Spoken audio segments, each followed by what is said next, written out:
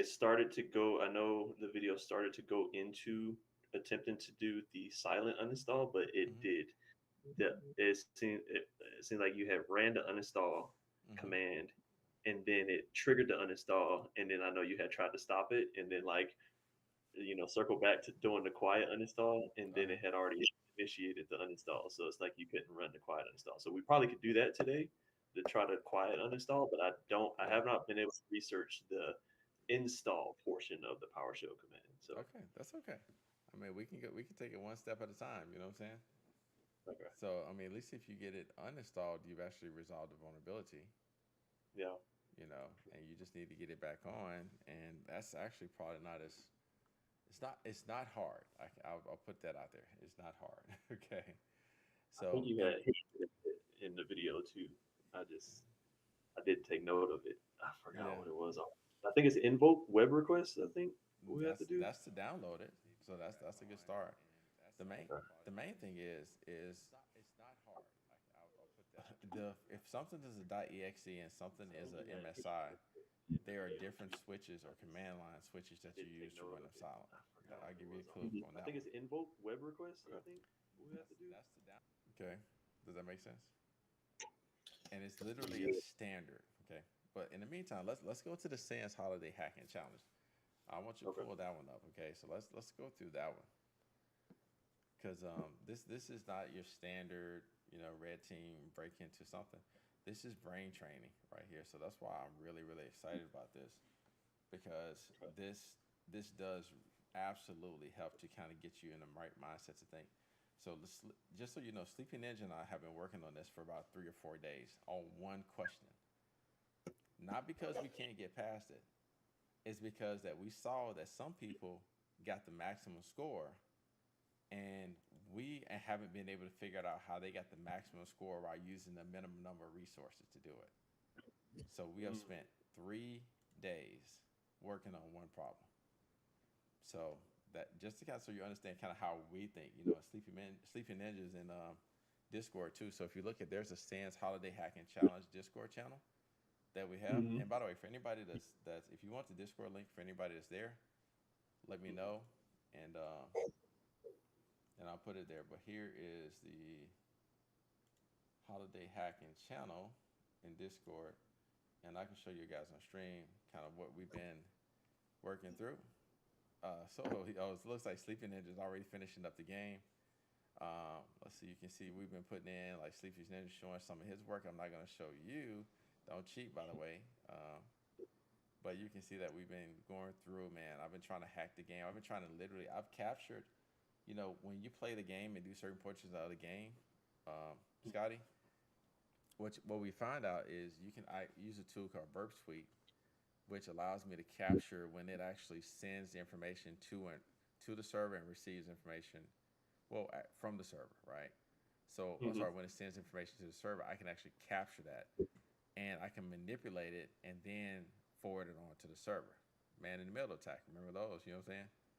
Yeah. So I'm actually literally like I cracked the code on what data it sends to the server, like how it's structured, and I basically was able to associate that and see how they were how they formatted because you have what's called entities, and you have like numbers that identify specific entities. And so once Mm. I kind of was able to break it down and see what that looks like, it allowed me to then like say, okay, well, I'm basically working on a script to tell the servers a lie. That's my goal.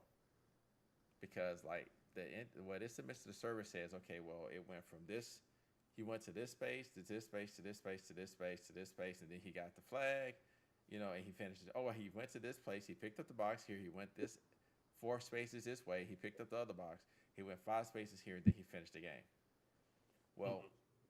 there's other elements of the game that you can use to shortcut it, but basically, I'm trying to fool the server to thinking that I didn't use as many resources to get there. So go ahead and click play the game, Scotty, and make sure you have a credential because you're live. So I'm showing your screen right now. So I would say I'm going to take you off for a second. If you're going to have this on screen, I would minimize all that other stuff, like your Tenable, my activities, your YouTube, stuff like that. Anything that you want to see, like we live streaming, we call this sanitizing that screen as consultants. So if you will, like I moved it off so it's not on the stream, but you want to clean it up and just have that one window right there, just for protect your Yes, sir. privacy. Yep. Yeah, it's good. Okay. All right. You good there? All right. So if you Hmm. go, I want you to go to this first challenge. Go to the computer. Well, go talk to the Jingle Ringford elf right quick. Let's start there. Okay.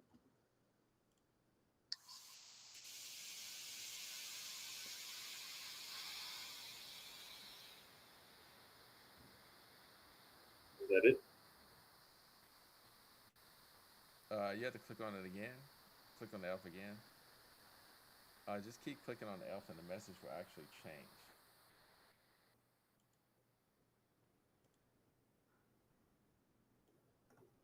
Okay. All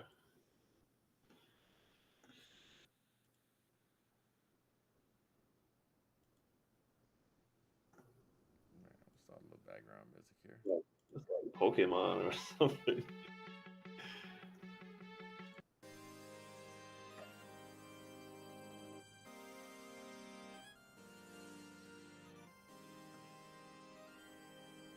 All right.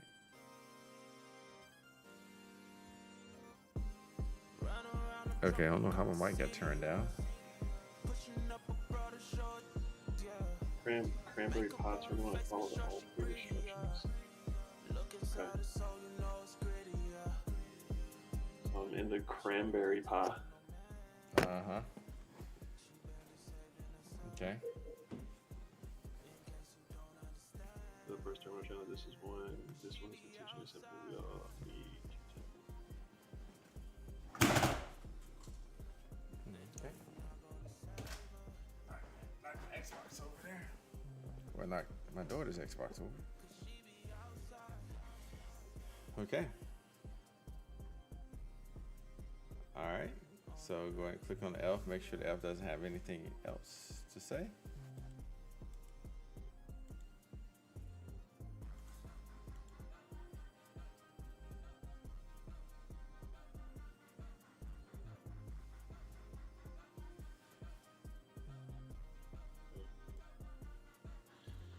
Over here, so,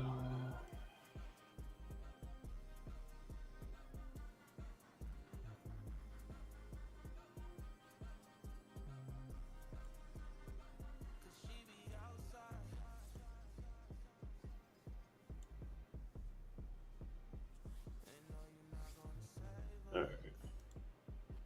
Okay. All right. Okay. So you made it past that challenge. All right.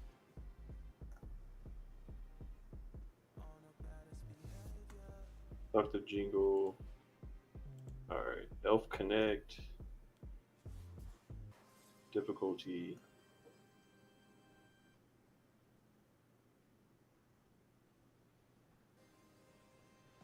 All right. So I guess I'm finished that one since I got gold. Okay. All right. So let's Going let's here. take let's go to elf March. monitor. This we'll get you working on the one that we're working on right now. So do me a favor, do F11 on your screen to it'll maximize it. That way we're just seeing the game. There you go. Perfect. Okay. Cool. All right. So now we think you can go ahead and exit this. And that's your, you see got your exit button at the bottom of the menu. Okay. All right. If you will go all the way up, and then make your way all the way to the left side of the screen. That's where you'll Left find side. Elf Minder. Hmm.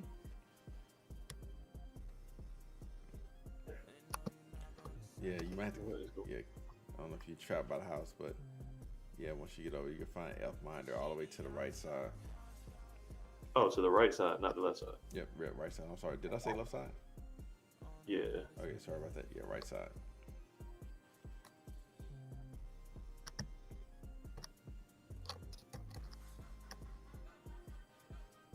Come on.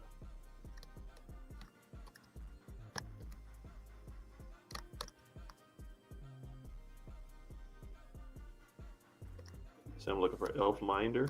Mm-hmm.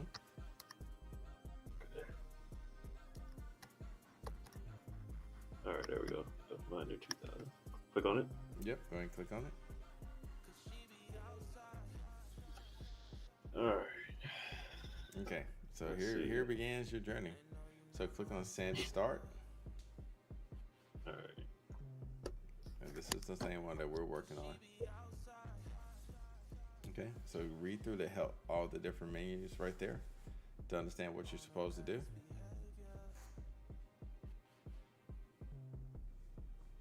Checker flag. Okay. Sounds simple enough. Path without collect all the crates. Head to the checker flag. Oh, okay. All right. Cannot. All right. Cool.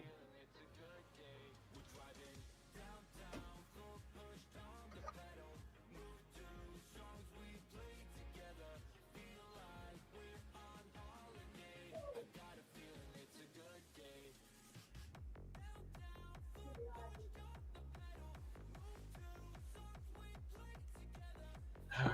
Path rotation is 250. I gotta do math.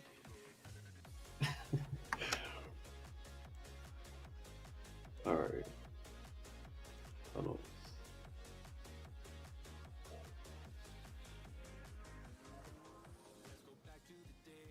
Screen launches the elf in the current direction of travel. Okay. This is gonna be interesting. Mm-hmm. Wait. You can't. You what? Okay. All right. I guess I get it. Where it'll be it'll make more sense as you kind of work through it. Uh-huh. All right. Let's give it a shot.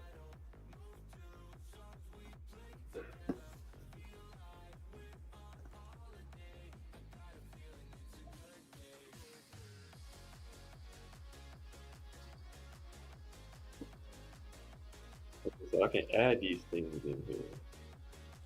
Okay. Okay, so 658. Now I managed to get up to 780.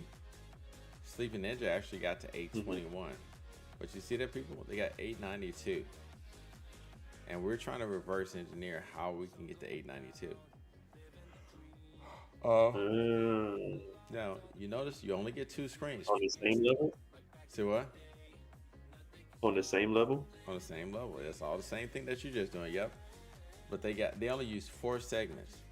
You used 18 segments. Oh. So they only Okay. used 4 of those little lines and was able to get 892 points. And they used one click because you can do rotation. So go back to your click play again.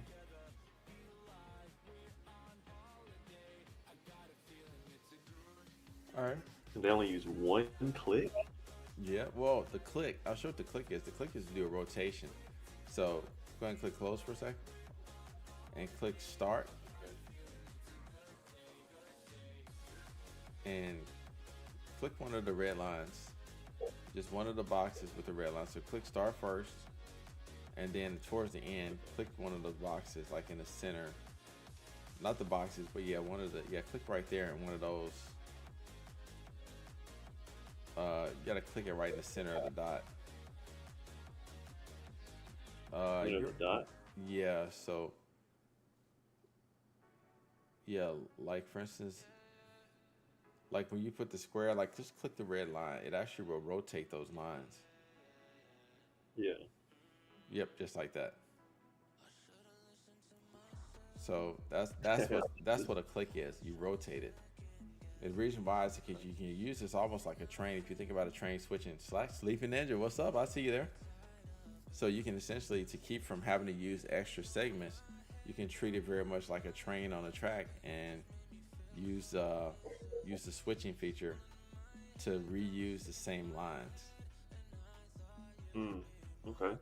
Okay. So in a sense, it's almost like strategy and puzzle, almost Yeah, put but together. there's potentially also when you right click and click inspect, there's possibility, and we're trying to figure out the details here, that you can actually edit the code. Because what if somewhere in the code it restricts it only to 2 springs?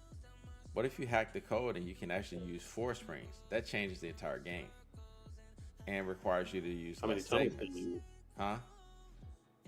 How many tunnels can you use? You can. I think you can only use 1 pair.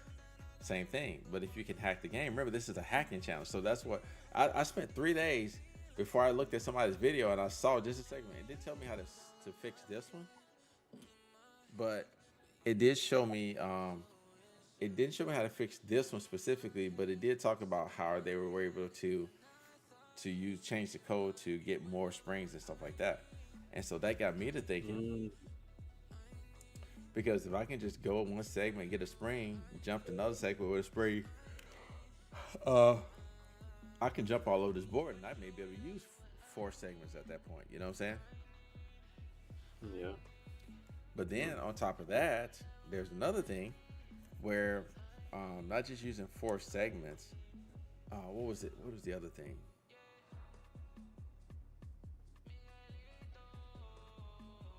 Yeah. Oh, Sleepy Ninja was able to find out that like when you make a jump on this, it Uh-huh. typically is the spring is supposed to project you in a straight line. Sleepy Ninja Okay. actually was able to use the spring and set up in a really weird configuration, and that's what's in Discord. I actually don't have to look at it yet because I don't want you to get influenced by his. But he did this really interesting configuration with the springs, and instead of it jumping in a straight line, it jumped straight to the box on the right side, on the bottom right. Hmm. So it jumped straight there. Now the He code, changed like some code. no, he glitched it. He literally did without even changing the code. He was able to glitch this out by putting combinations of springs and segments. That's what and see Mm, that's the point why I'm doing this, because that's what the hacker mindset does. Like Sleeping Ninja is doing things that I never even considered doing. You know what I'm saying? mm, So I'm yeah. learning from him. You know, I showed him my work and he showed me his. I'm like, dang, I didn't even think about that. So that's why it's really good to do this in a group. Okay. Hey, Sleepy, are you able to join? I'll send you an invite to the Google meeting, Sleepy, if you want to jump in.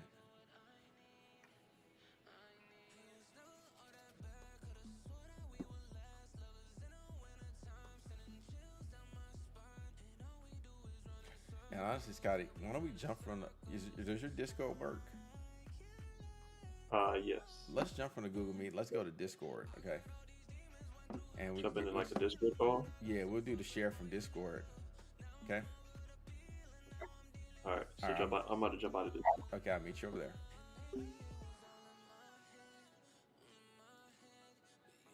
All right, so Sleepy, okay, Sleepy, we're gonna jump on Discord, man. Come to the Discord voice. I will meet you there in the general voice.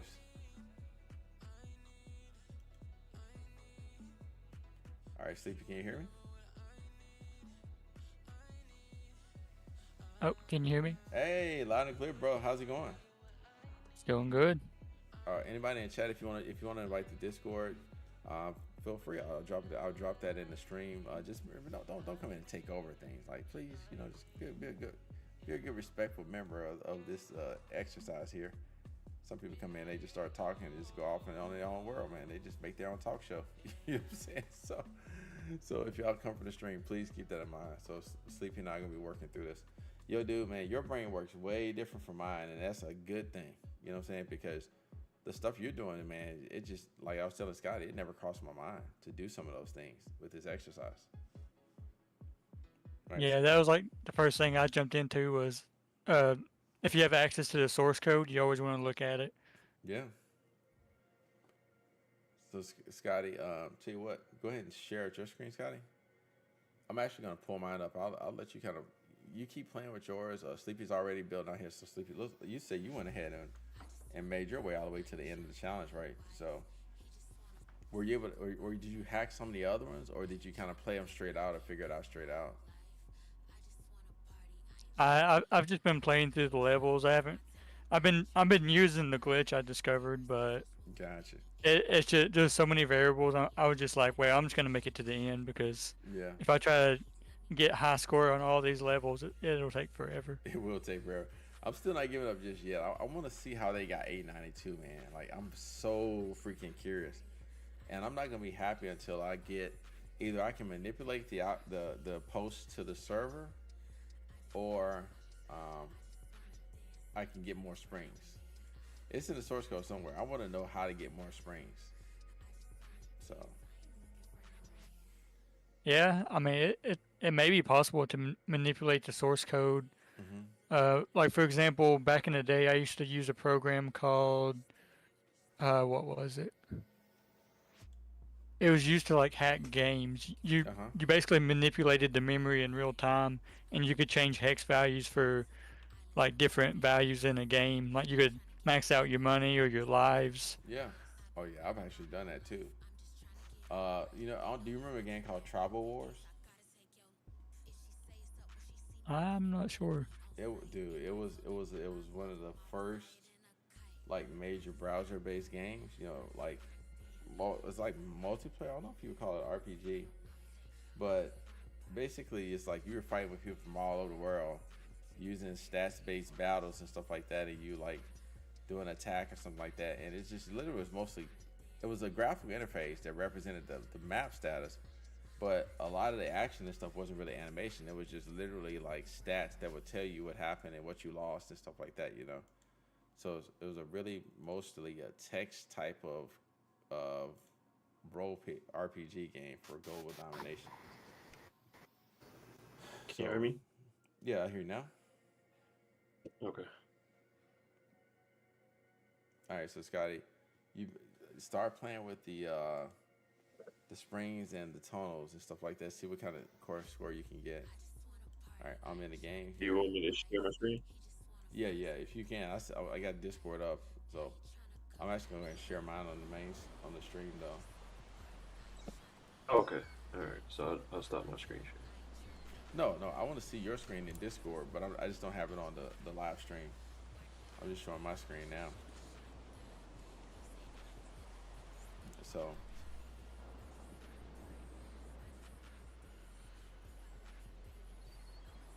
all right, hey Scotty, you may want to pull up the YouTube live stream or the LinkedIn live stream too. That way you can kind of see what I'm doing. Gotcha. Okay. Oh, let me do that. All right, and so maybe we can actually put our heads together and come up with a solution to how this is working. So, all right, let's take a look at how Sleepy's glitch works. So let me pull up Discord, and and I'm gonna replicate your glitch, Sleepy.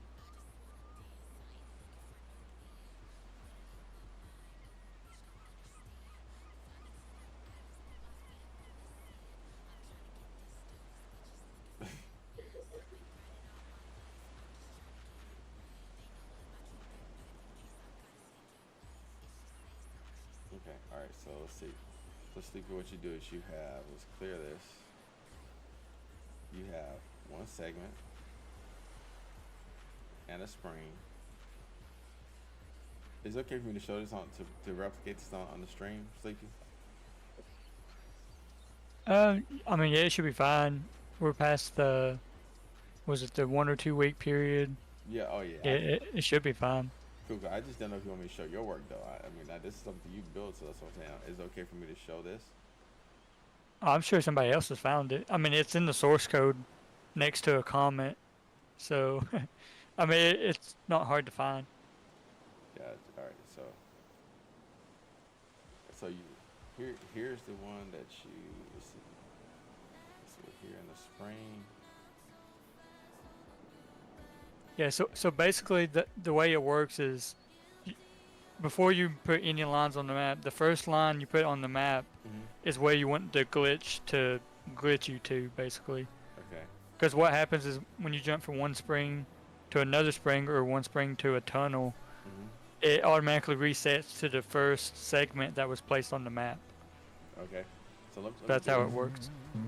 So of course that doesn't work right there because if you try to run it like this, it just does that, right? You gotta have somewhere to spring to. And in your example, you clearly were able to get this to work without, let's see, bring this over to Discord.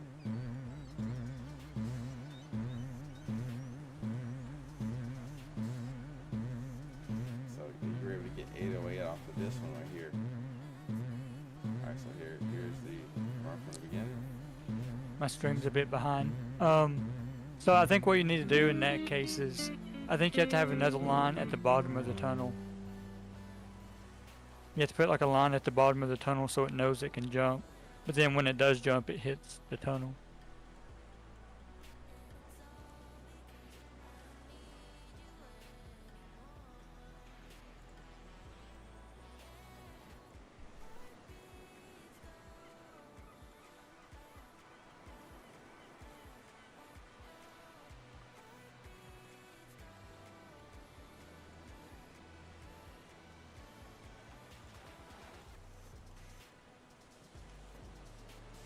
All right, you see a line at the bottom of the tunnel, like right.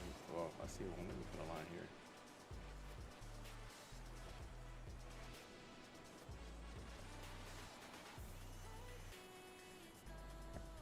Oh, so I can only have one line here.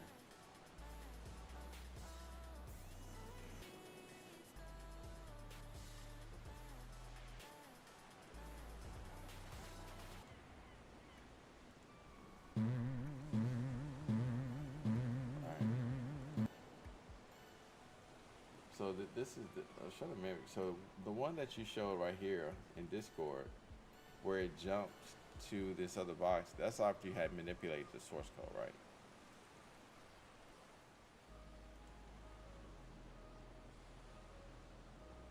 No, so I missed what you said. Did you ask if I manipulated the source code? Yeah, like the one you showed that I'm showing now that I kind of replicated here on the screen. Had you manipulated your source code already to make this happen? Because you jumped from the green flag down to box number 2. No, you don't have to manipulate anything. So, I missed it when you started creating the map there. Did you put the first segment at that bottom box? No, I didn't. So let's hope. Yeah, so you have to put the first segment you put on the map is where it glitches to. Gotcha. Okay, so what I had to do is have to start right here.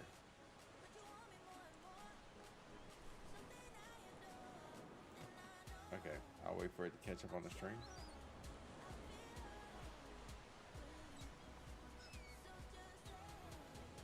And actually, I need to share in Discord because it's like a 20-second delay on the stream.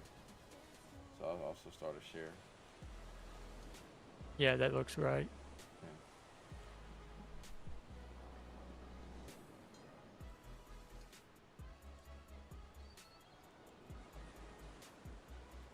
Okay.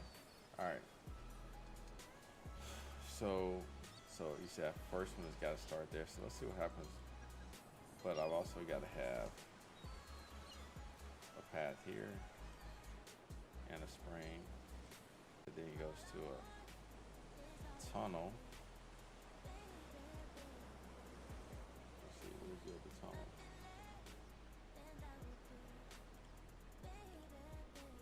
Other tunnel right here.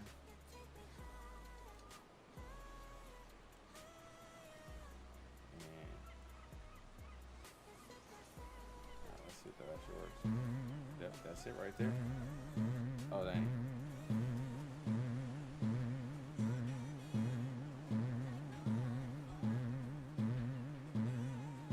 Oh, I left out a segment.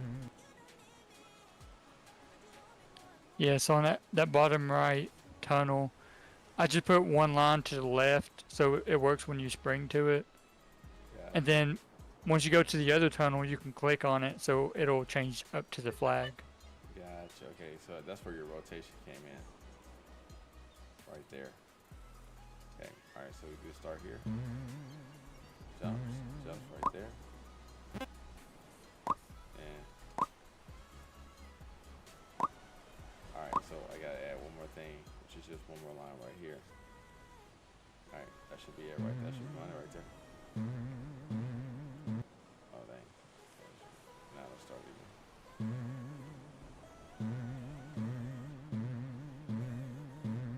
Oh, You clicked it too soon. yeah, sorry. I gotta let it get here to get into the tunnel. To come back out. Now I rotate it here and boom. And that's 808. And somehow we still gotta get to 851. Just to be on the board. Like, I I don't even care if I finish the whole challenge. As long I want to get on this board more than anything. Like I want to break it to the top slant. That's not you, is it? Be sleep.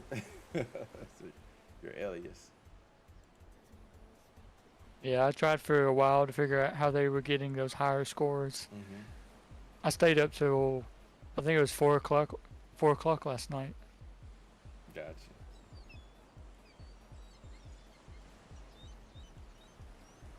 All right, Scott, how's it going for you, man?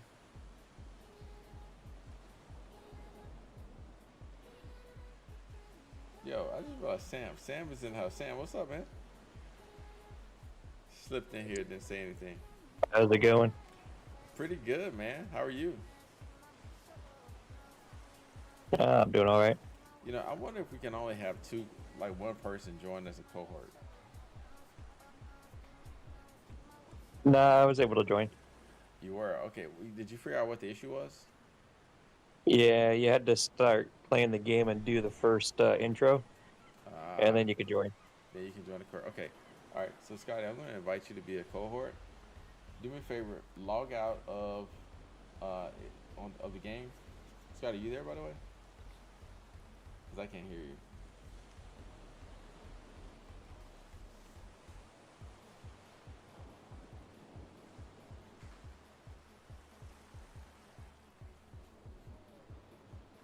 Scotty.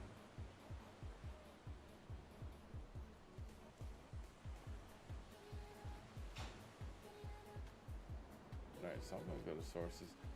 Sleepy, what I realized, Scotty, let me know. Like I say, we can't hear you right now. I figured out. Did you see what Sleepy, what I submitted when I was telling you about the entities and stuff like that? Were you referring to the numbers and what entity they are? Yeah, did that make sense? Kind of what I was proposing to try to do here. Yeah, that made sense. Yeah, so I just wish that could have worked, man. That would have been I could have gave myself whatever score I wanted to. I just had to tell good enough lie. Oh, you know what? Actually, I take it back. I need to log it. I'm curious to see what this looks like, and in the if I capture the post to the server.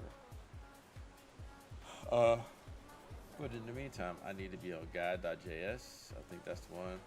And this is where they define the entity. So that's why I knew 7 was the spring from here.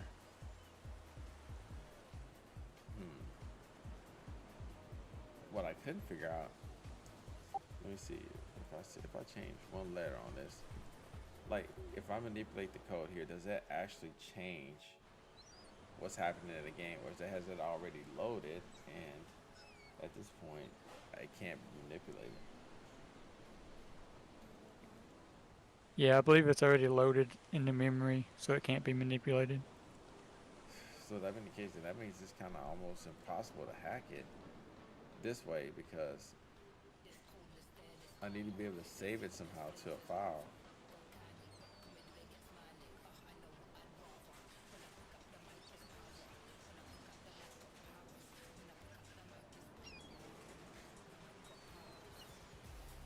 Like if I just erase this whole section as a constant, not a constant, a constant.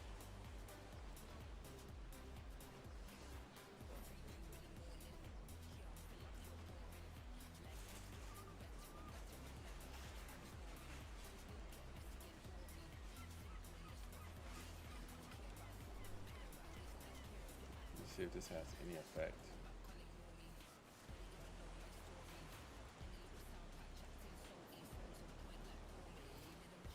Okay, so I can stop and start the script execution. See if that actually makes a difference.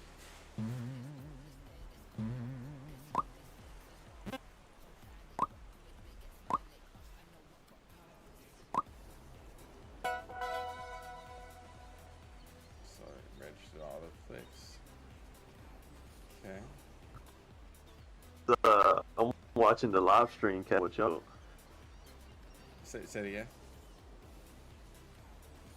What's this guy?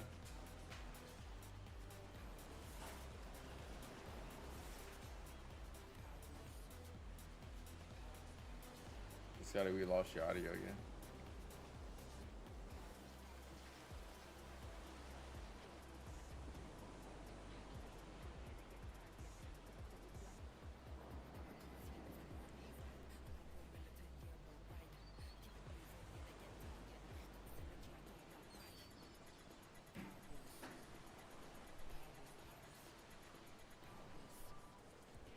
Hear me? Wait.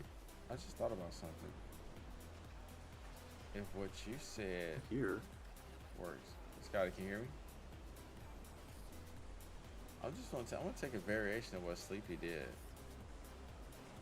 So if it can go to the first segment from the spring, then why can't I do this?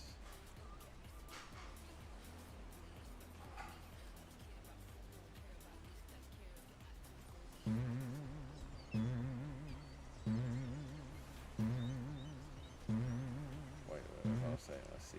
All right.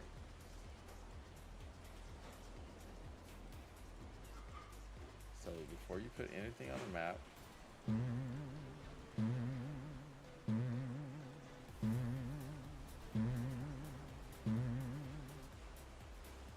clear this segment right here, and then we'll do the segment in the spring.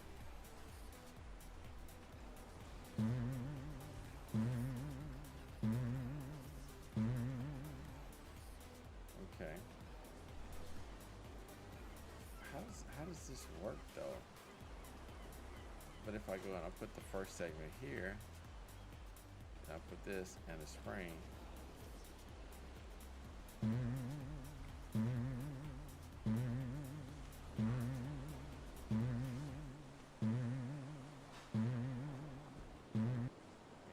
what am I missing, Sleepy? Let's see.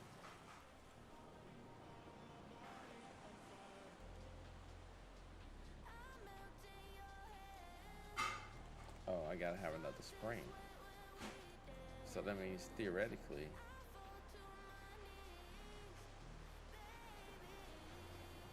I can go here as long as I put it first. I can go path here and spring. I go path here, spring.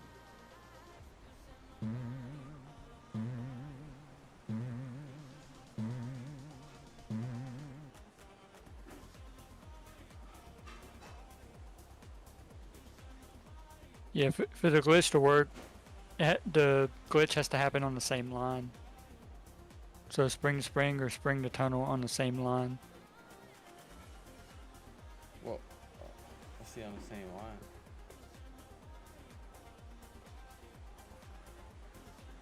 Yeah, so because the glitch happens when the character is jumping onto a spring or a tunnel from a spring. Okay. Alright, how does okay, so now once I put a tunnel there, that works. So I can jump to this first box.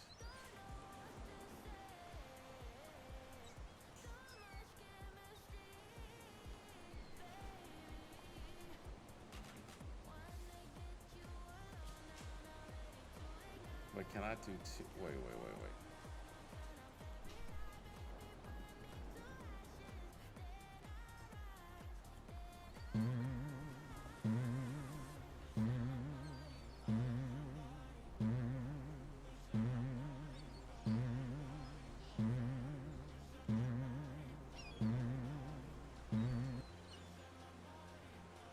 Hey, Kendrick, can you hear me? Yeah, I hear you now. Okay. For some reason, my computer would not let me use my voice or use my mic.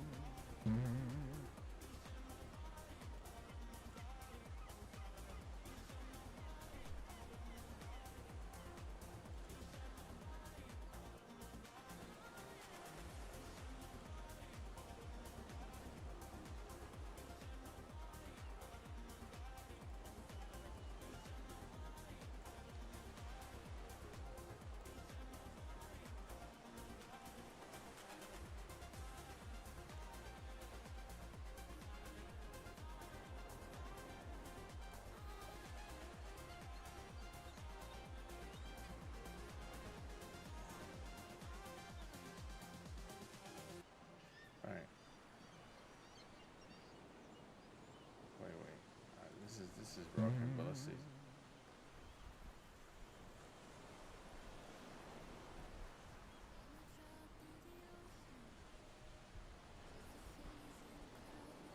Okay.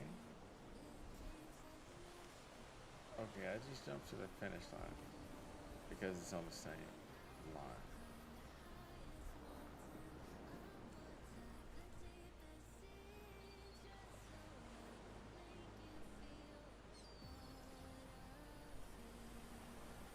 Okay, all right. I see how. Okay, sleep. I just finally understood. See, that's thing. I just understood how this works now, dude. Yeah, I just got it.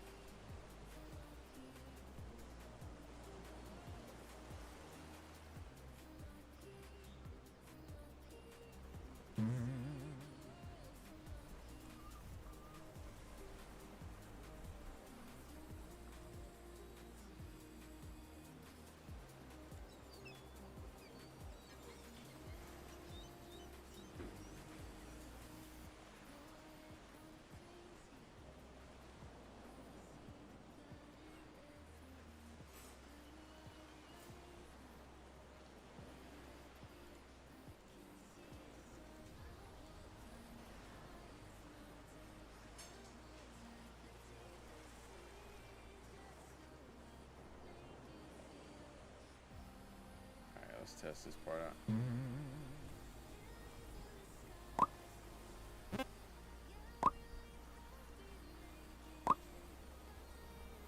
Definitely not more ticks. Okay. So then I can actually put a spring here.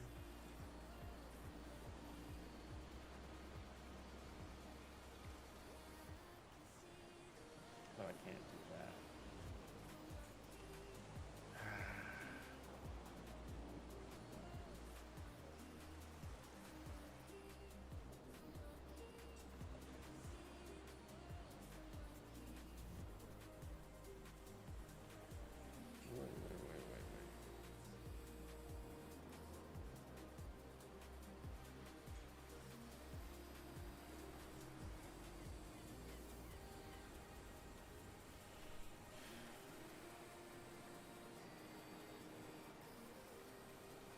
Wait. Wait. Hold on a second. I'm trying to think, Sleepy. I'm not people utilize this.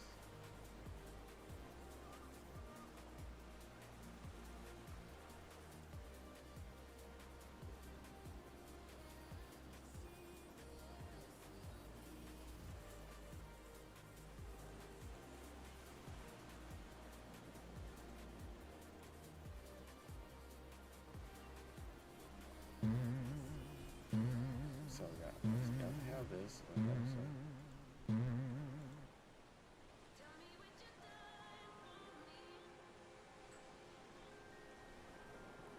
I gotta have this.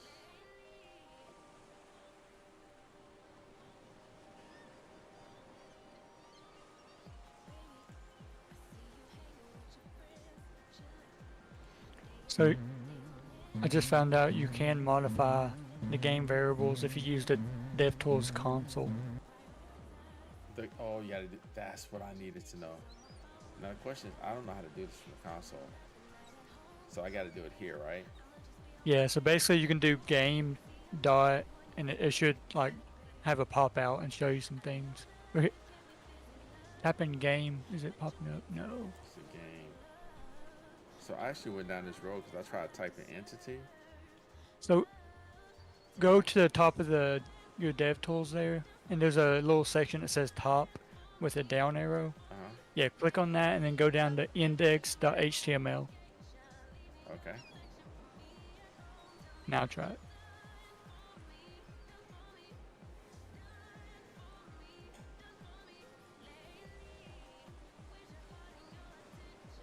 Ooh. Scotty, are you still with us, Scotty? Yeah, I'm still on. Okay. You should have some questions because I'm literally learning this right now myself too.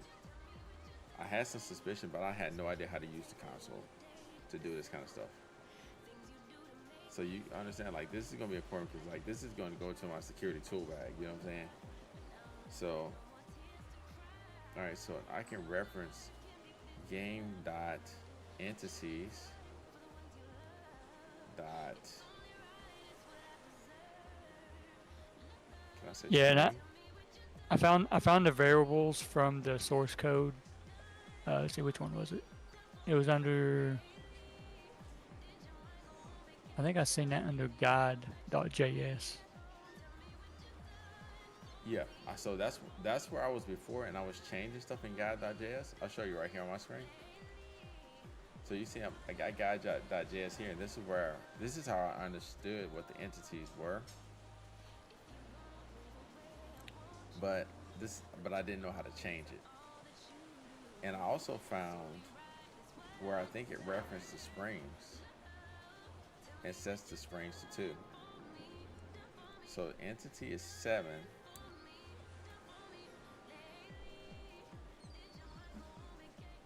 And there's a search down here.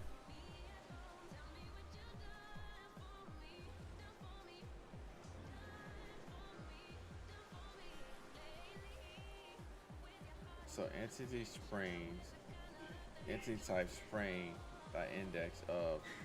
I wonder if this D2 has anything to do with that. See what I'm saying?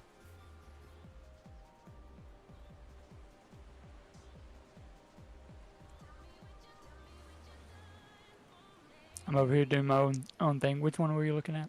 Well, in the code here, it says entity types dot spring index of, and it has this D2.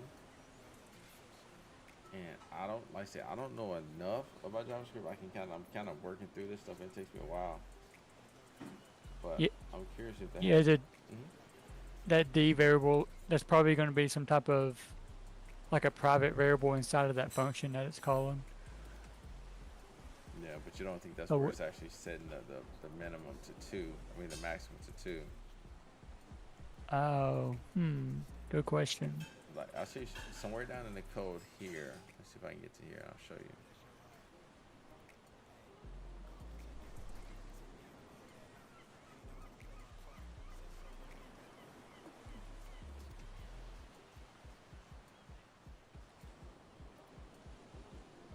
It's gotta, for you, man, just keep working through adding, seeing how you can get your score. See if we can at least get 780 or higher. You know what I'm saying? Using springs and tunnels and stuff like that. That's kind of the first challenge here. And hopefully we'll figure out how to hack this thing.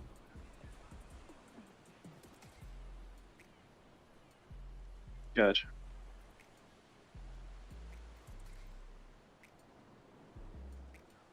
So if this game, all right, what is this variable? Let's do that. Let's find out this variable first.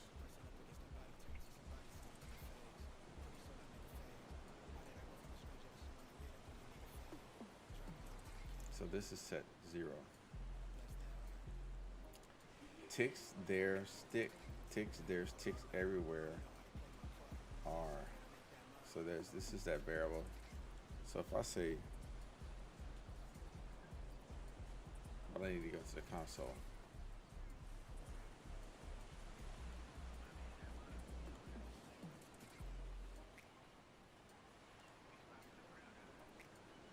And I need to change to this game. Well, I guess I gotta do it from index. And then I can do.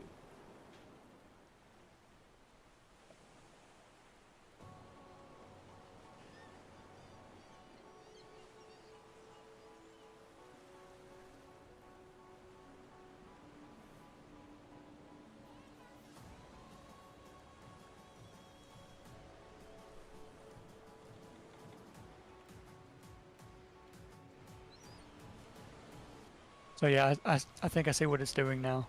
It looks like when you place a spring on the map, it's saving the information for that object to entity types dot spring. And in order to access that, you have to use the get entities by type function. So if you run get entities by type entity types dot spring, it'll output that array. I'm not sure how Because in the code there, it's looking at the dot length greater than 2. But we can't just remove a spring because then we can't remove it from the array because it would remove it from the map. So yeah, that might be kind of tough to bypass unless we can like modify that code in real time. Let's see. Hey, hello team. Oh, somebody on LinkedIn. Kristen. Hey. How are you?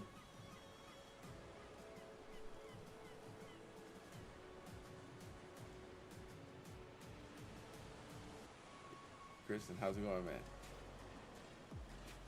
Cool. All right, just checking out your LinkedIn. Oh, cool. I see. Let's see. Friends with the folks from Big.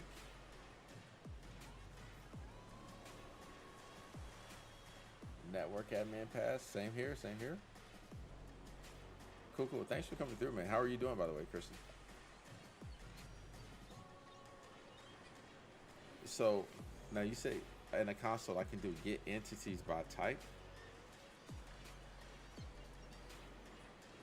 Yeah, I'll drop it in the Discord. Nah, man. Actually doing it on LinkedIn too, because I really want to grow this LinkedIn page. I've done Twitch, but Twitch, a lot of times there are a lot of people that I may want to reach that are never going to go to Twitch. So I'm doing it on YouTube and LinkedIn, on the LinkedIn page. Good to hear it, man.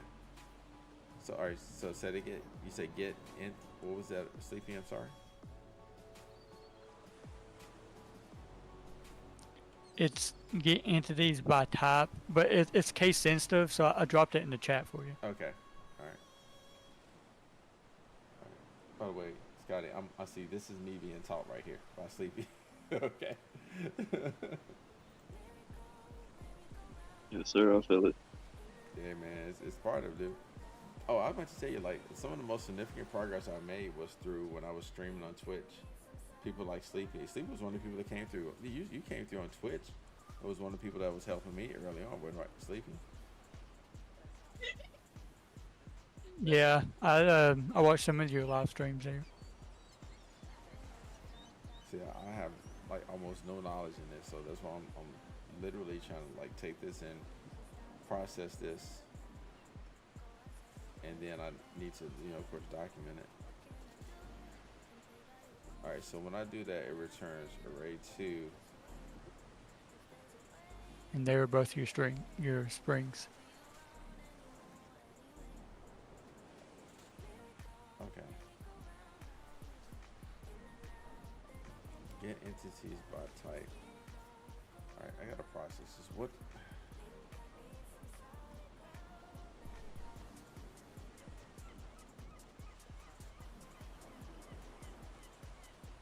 So that's actually a call. Get entities by type is a call. And then inside that, it automatically filled that entity type. Wait, why did it do that? Entity type spring. So it actually filled that out for me.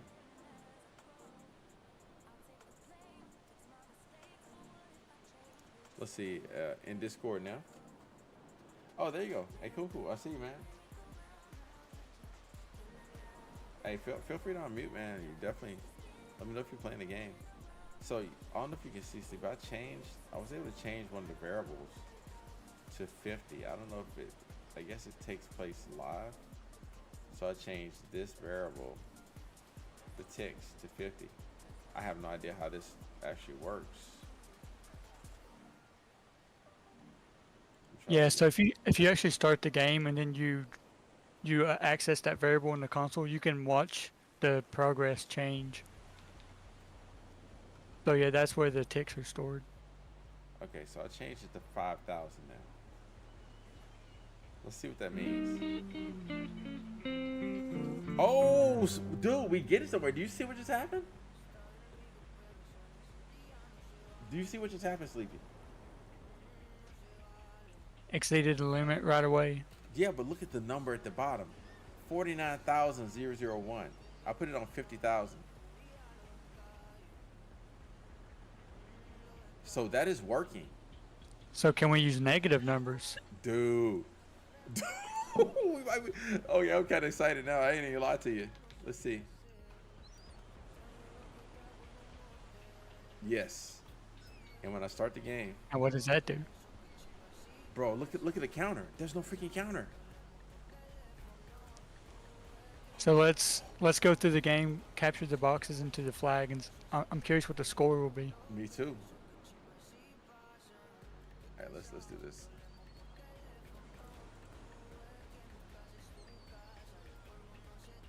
But like I mentioned yesterday, when Oh, it it's the sack. submits the web request after it completes, it only submits the entities on the map, an ID number, the segments, and there's one other thing. It doesn't submit the ticks. So I'm curious if that's being calculated server side. So I got 658 still. Yeah. So, but that means wait. That means I can also manipulate the variable for segments and everything else now, using basically what we just gave Yep. you. It's open season now, which means I can also manipulate the amount of segments used too, or the incrementing of segments even more. Think about that. Like every time I put a new segment, it increments the number. But what if I manipulate it so it doesn't increment the number of segments? So I did something similar yesterday, but I was actually modifying the web request directly in PowerShell. Okay. And when I submitted it, it came back and said like invalid object data or something like that. So So I believe it's being checked on the server side. yeah, you know, it's interesting. I still got 252 ticks, even though it didn't show it.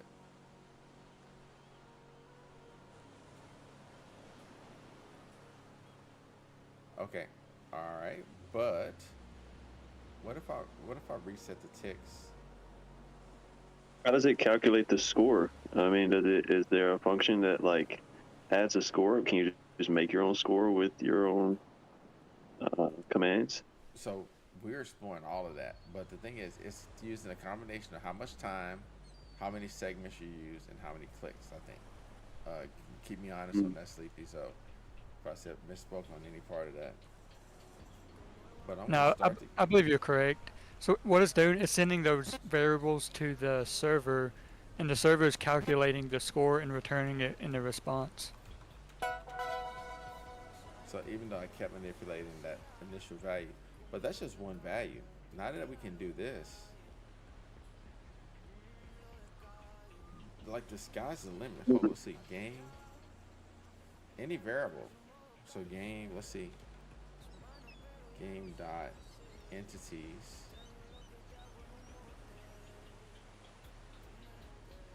What do we have here?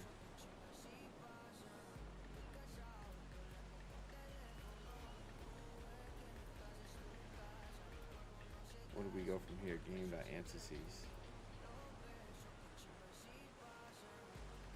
That brings back an array.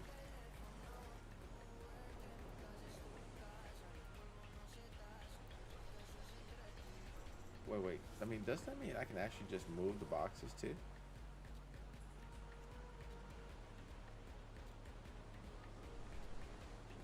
The positions of the boxes are going to be fixed. Just move them in a straight line and then walk all the way to the finish line. I mean, you see where I'm going here. What if I can manipulate it and put the boxes right here and do a jump straight to the boxes and then straight to the finish line?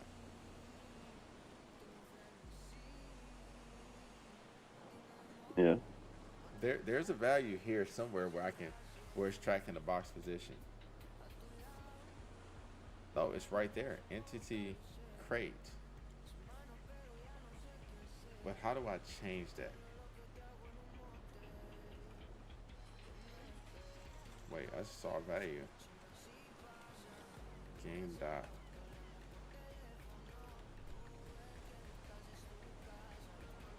Oh, clicks.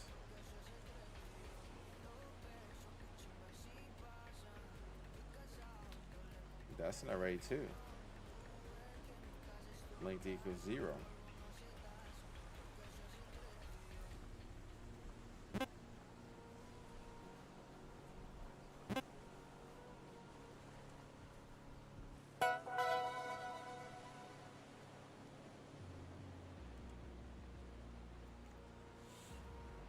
See, and Scotty, here's my logic. If I can figure this out, or if we can figure it out, because I ain't gonna be able to do this by myself. If we figure this out, then the rest of the game is chalk. That means we basically we can do whatever we want to in the game.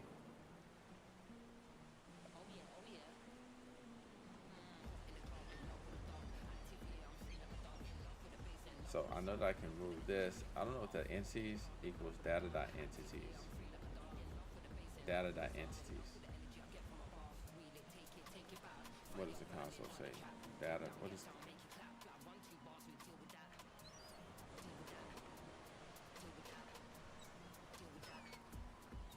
So I can't reference that.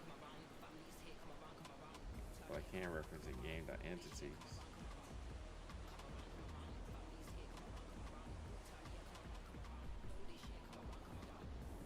Not a function. And this is where I'm trying to use the feedback here to debug some stuff.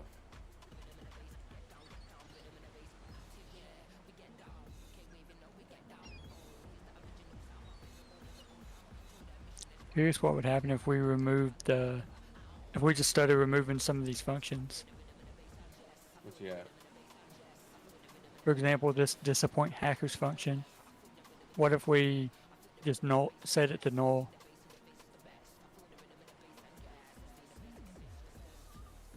Can we do an entity.remove? I think.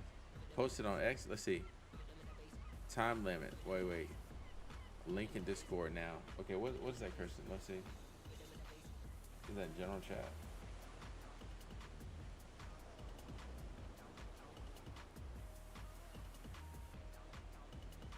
Just watching now. Share the LinkedIn on Discord now. Okay.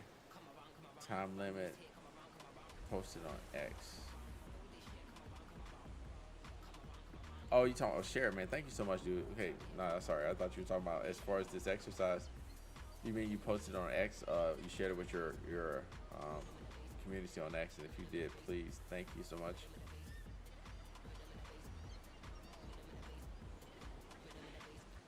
Okay. So, all right, let's look at this. Let's talk through this because so you said the function. Which function you were talking about? Just completely removing or resetting the value. Well, this one caught my eye because it's called this. It's called this. Wait, hold on. Disappoint hackers. Yeah, that one. Okay.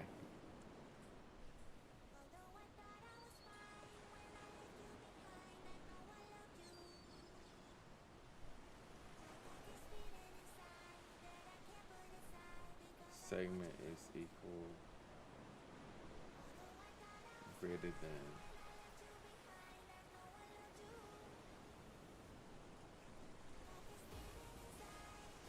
well, we gotta remove this from using the console function though. See, I don't understand this console syntax. Yeah, it's JavaScript.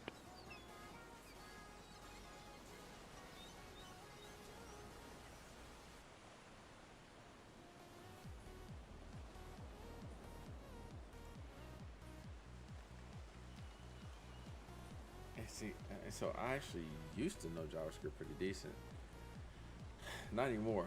So if I want to delete a function, is there a command I can actually run? Well, let's see. It actually causes issues. So I removed that function and then it says, I got an error in the console saying error saving level. So it's not letting me save the game as I go through. Okay.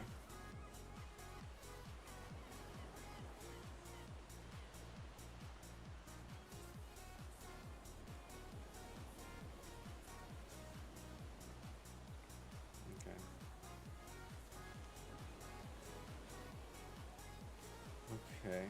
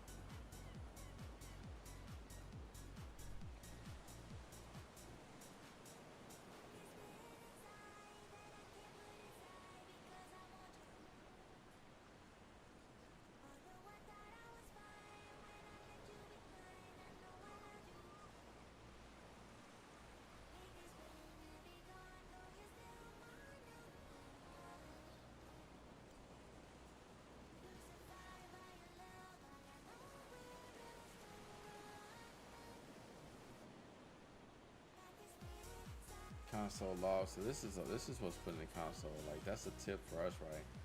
Anytime it's in a console.log command, it's spitting that out on purpose. Why can't I hold all these springs?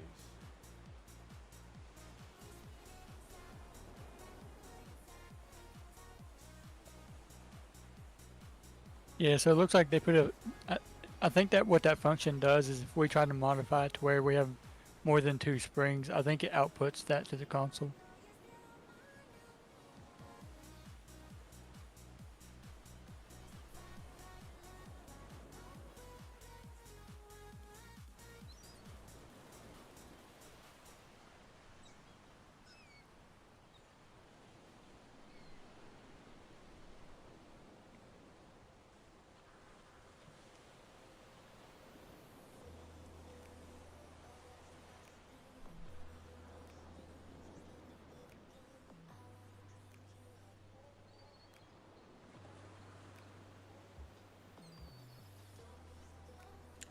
They definitely want us to hack this.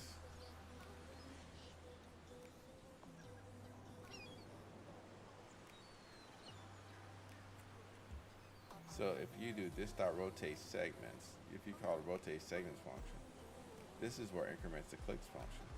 Clicks 0.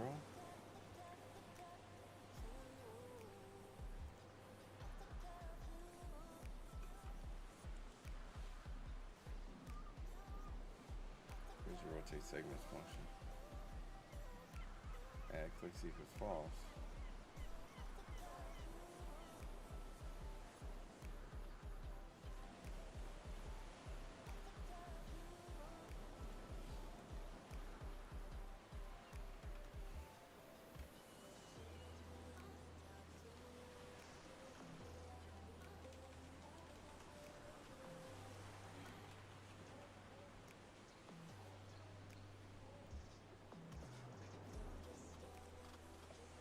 Whoa.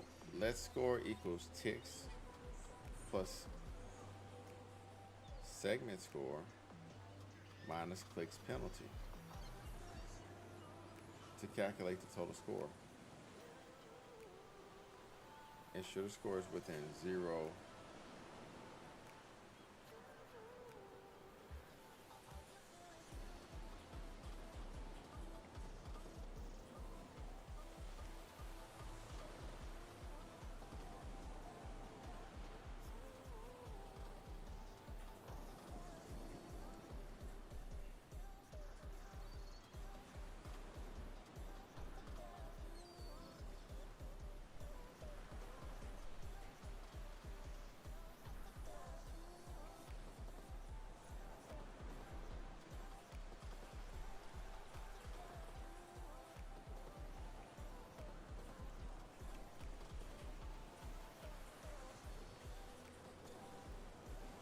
How do we do this?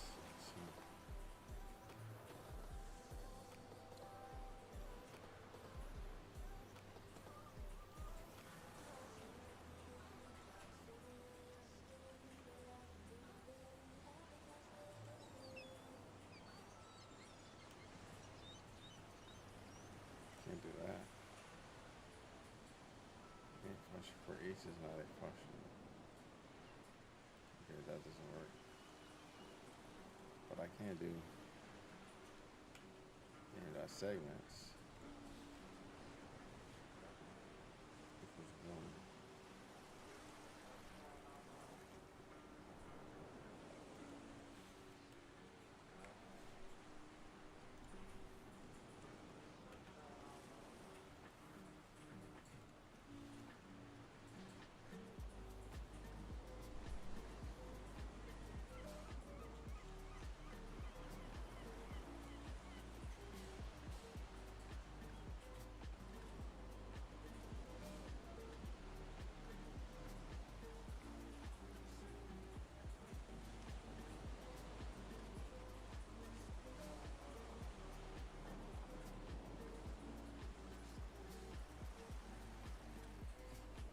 One to 2, 2 to 5, length equals 2. 1 to 2. No, it's just 1, 1.5 to 2.5. Then we got 2.5 to 3.5. Then we should have 3.5 to 3.4. Yep. Okay, Sleepy, any ideas how we can manipulate this? What we're seeing here? Because the game.segments is where we're tracking the segments.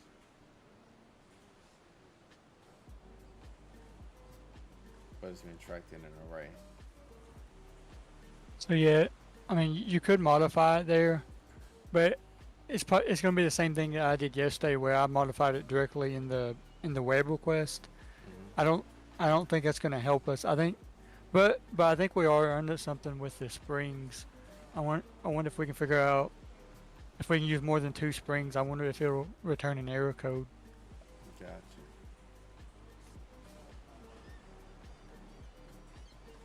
I'm trying to find where it's actually limiting the number of springs.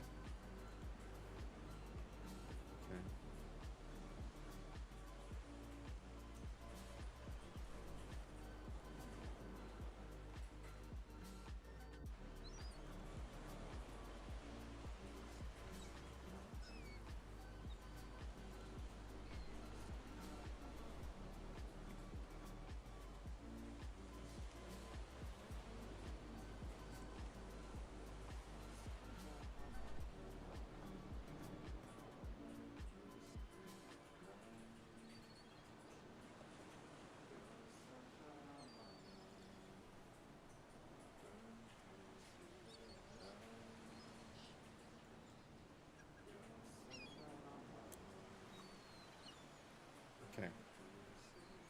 Oh, and by the way, Chris, thank you. Sorry, I'm so deep in thoughts here. So get.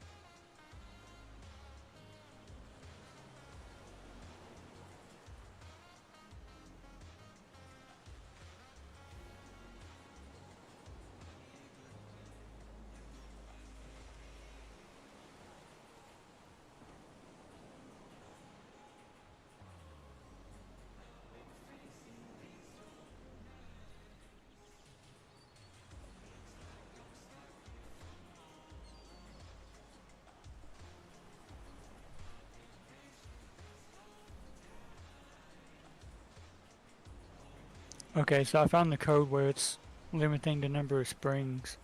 It's actually in the game2.js file. Game2.js? Okay. Yeah, and it's at line number 943.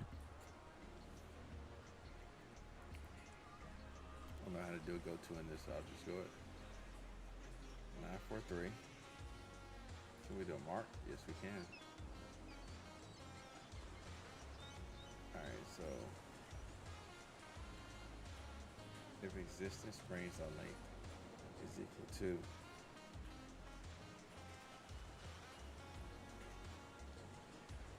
Yeah, if you look just above that, existing springs is equal to that get entities by type entity types.spring function.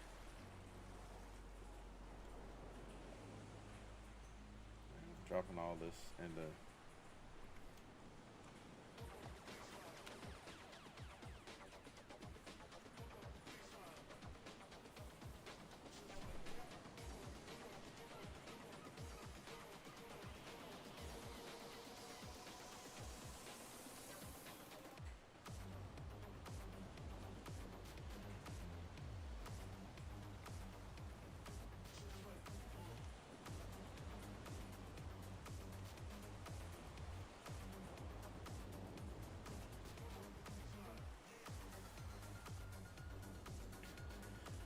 How do I reference that variable?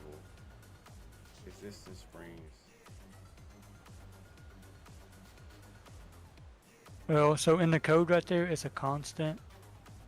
So even if we were able to access it, we won't be able to change it because it's set to a constant.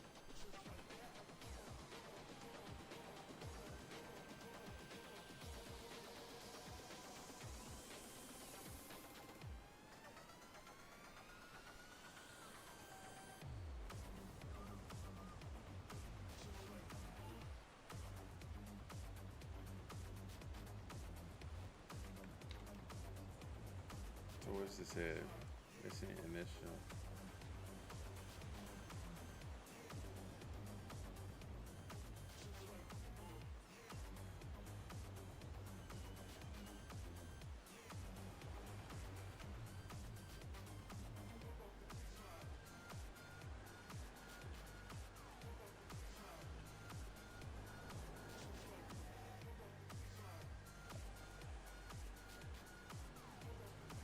Missing unconstant missing initializer and constant decimal.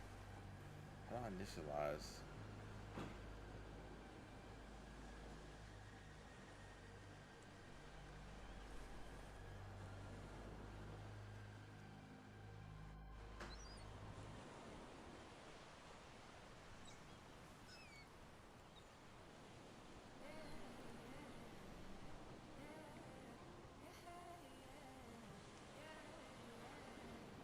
No, I'm not even in the console. I'm tripping.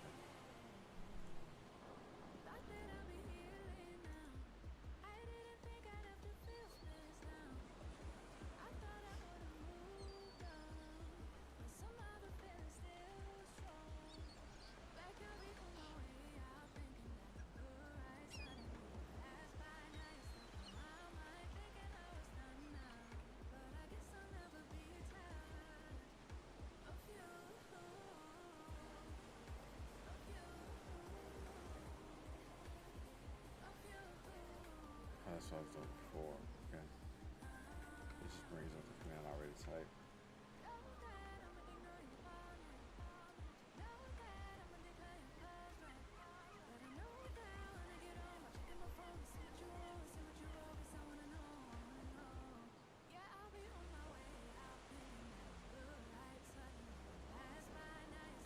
No, that's cool. Can I change the variable type from a constant though?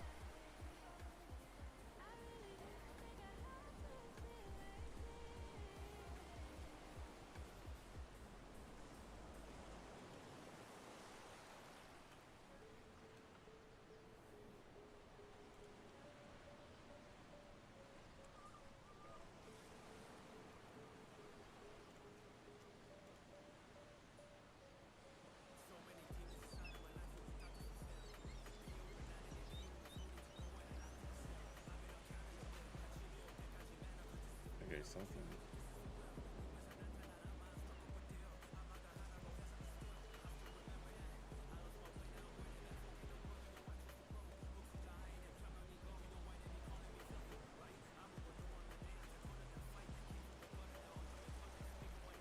Why is this bottoming out?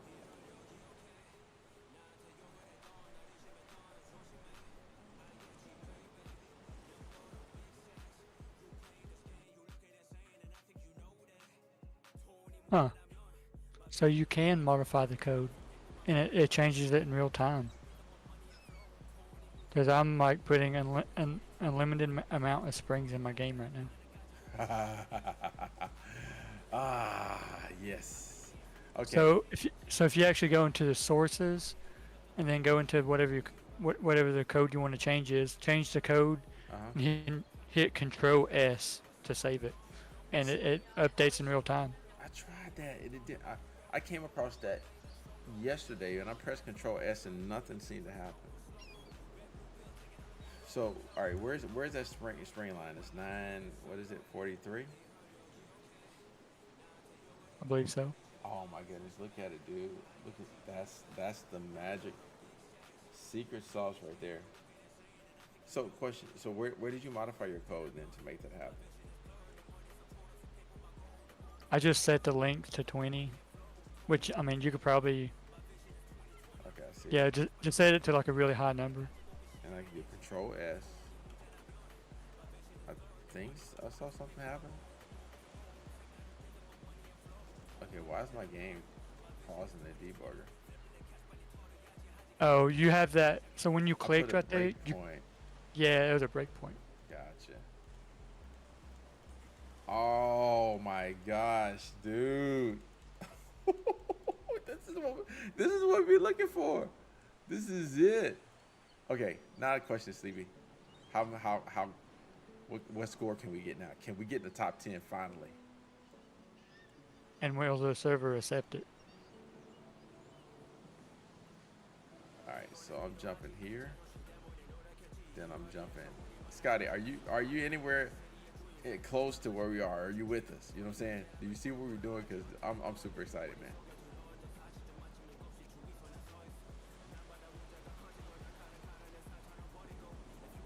Scotty, did we lose Scotty? Oh, I was saying I'm watching, but I'm just following along. I'm just watching. Can you hear me? For sure. Okay.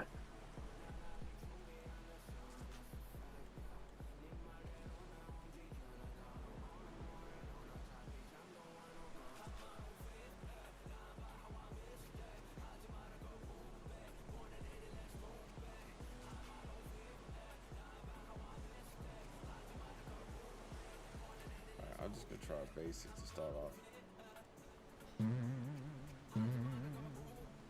It definitely is not faster. Okay. So just by doing that, even that's a bad one. I'm at 798 already. So we're definitely, dude. And that was 8 segments. Okay. So I can definitely improve this.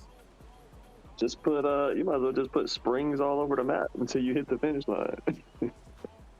I mean, well, let's unpack that. Wait, for real. Hold on.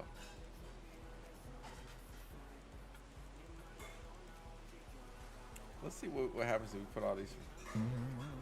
Well, see, we gotta have a segment. Got to be able to jump somewhere. Yeah, so let's clear this. So.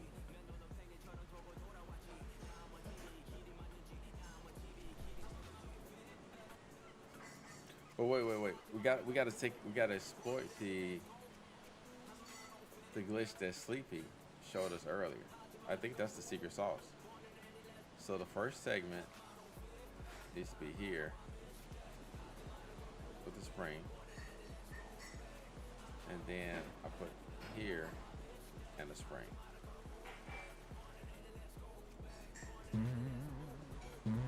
Oh, wait. No. I actually got to.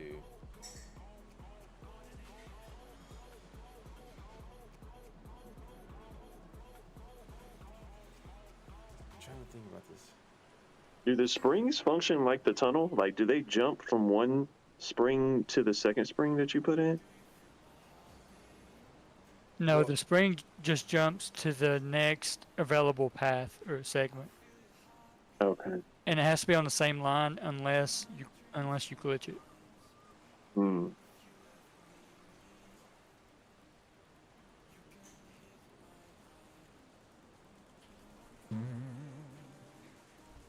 Oh, okay.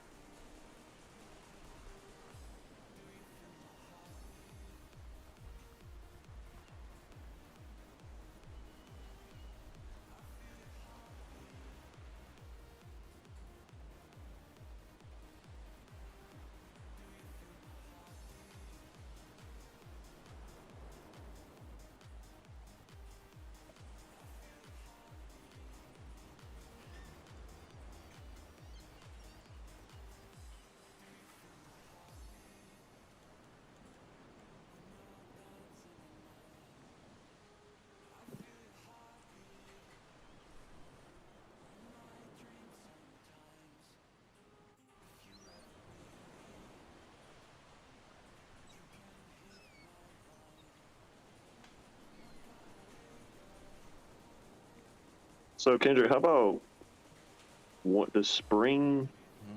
You make a line to the right above the second crate going down, and then tunnel to the next crate, and then put another spring that's jumping you to the finish line. If that makes sense. That's a really good, like right here. On the second crate, so you can spring from the starting point to right above the second crate. So let's say I can't. All right. Well, let's see. Make sure because I can spring. Yeah, put a spring right there. Okay. And then put a line right to the second crate. In the same path. Like right here. So that it can jump. Well, right above the second box. I'm thinking. Right above the second box, which is. Yeah. Right here. Yeah. And then make it come down, into the crate. And then maybe put a tunnel to the second box, and then spring after the second box to the finish line. So tunnel. Does that make sense? Let's see. All right. So. All right. Hold on. Let's see. So we go here. Yep. And then.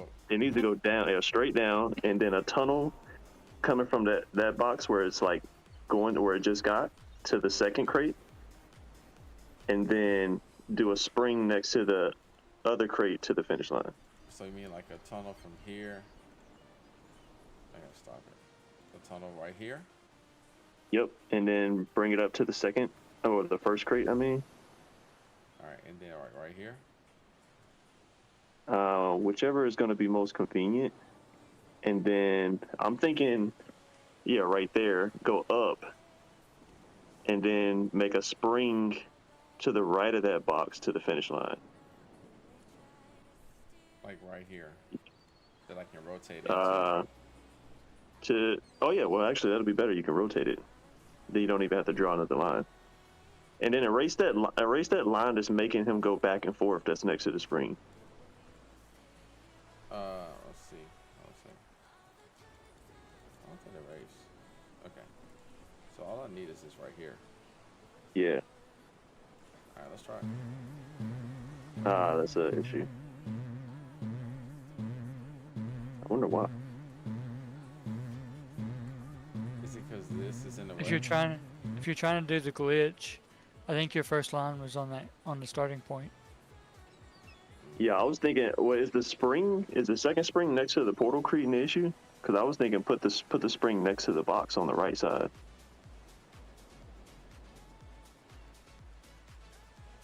Gotta be like this. But I can't put a spring here. Oh, I can't put. Why can't? Wait, something's wrong. Yeah, for some reason. For some reason, they don't allow you to put springs above the boxes. Yeah. Well.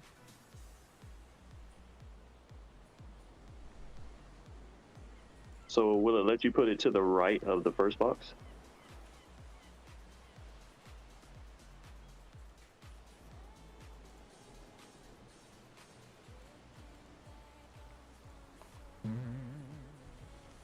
Yeah, and then it would make him maybe walk into a portal. Walk into a tunnel. Put the tunnel back into the other box and put a spring to the right of that first box. Yeah, right there. And then jump him to the finish line. Even though it doesn't really help the fact that we took advantage of these extra springs. Okay, all right. So it's not a bad plan. So, to the right of the box. So he can just jump straight to the finish line. Well, it's not in the same line. Well, so you would draw a line down to the finish line. But that's gonna be that's gonna be 2 ticks. Okay. Yeah, it's not gonna really help anything. So I'm thinking if I do. Oh yeah. Okay. Well, okay. So you're gonna make it switch, make the line pivot. Let's just see how this works before I'm trying to work this on my head. See, already. Seems like it limited your springs this time. Oh, I don't have a spring there no more. Oh, you're right. Yeah. It did.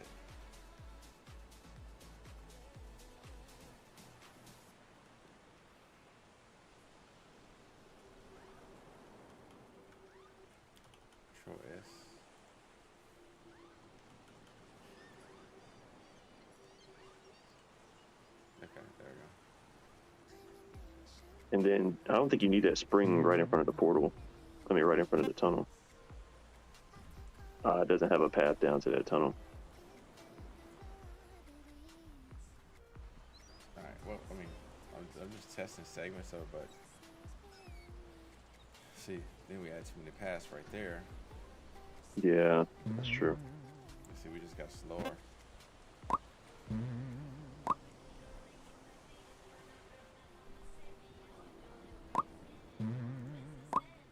So yeah, that's not even really helping with the springs. Nah. So I need to get rid of that spring. Trying to figure out how can we make use of the springs and use less of the path.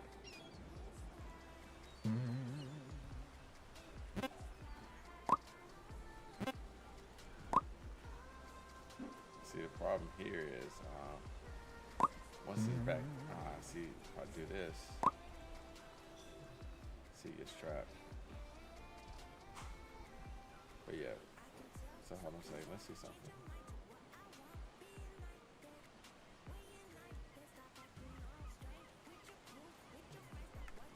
So it's good we can get extra strings with that, your springs, but that doesn't.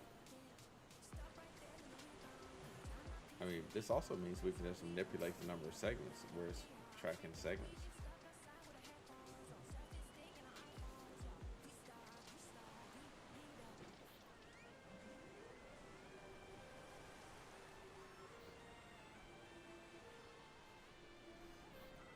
Trying to think of how can we use the springs to make them just bounce to where we want them to go instead of walking.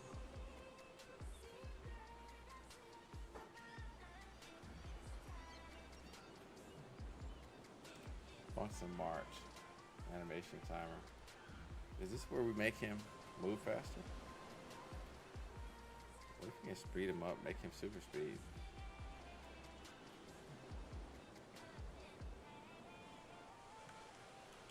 But you see kind of how I'm going with this, right? Like at this point, yeah, go ahead. Yeah, I think the ticks are being calculated on the server side. Because so when you look at the web request, it's sending the entities, the segments. There's an ID number, and there's one other thing. Can't think of it. Well, but the ticks aren't included, so I think that's processed on the server. Oh, okay. So we couldn't just change the tick total at all, like to 0. Nope. Okay.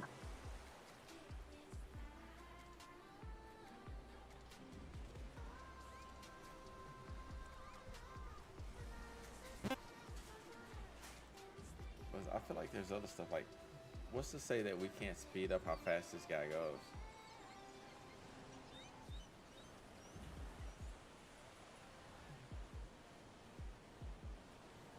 Look at this, send data to the server, level number, entities, if you game.entities, segment, clicks. How does it register that he's walking all together? Like, what if we just make him float somehow? I mean, that's what I'm talking. I'm like, man, like, if we're gonna hack this, like, let's look at all the possibilities. If game mode, March timer equals set timeout. Because I mean, if we can make him like float, we can just make him go diagonally instead of going in a straight line. And that's probably it. Like, if we knew more, we probably could manipulate his movement. Because I think that's all still server, like client side. You agree or disagree? Sleepy? Yeah, I think the movement is only client side, but as I've said before, even if we were able to go faster, it's not going to improve our score because that's being processed on the server. Because the server is only taking the segments that we use, the clicks, the entities that are on the map, and I think it's taking all that data and calculating the outcome or the score. Well, we know we're posting the number of segments and all that stuff. We see that, so if we're gonna manipulate, then yeah, go ahead. Now we could probably manipulate the clicks, but again, I wonder if that's in the formula to calculate the score. It is. And I if actually saw it. yeah, and if we change a click, it might change the outcome and give us like a false. It might not register as a win. But it's okay. I mean, that's the beauty of it. God.js has got this. I don't know if you see this guy. God.js has got this cool picture in Sleepy showed us just yesterday. Nice. Why can't I hold all these springs?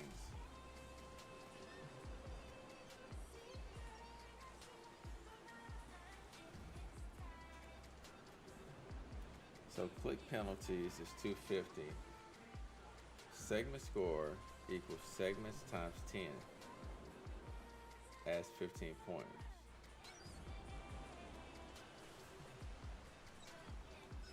So what if we say that's times 1 and we save that? What does that do?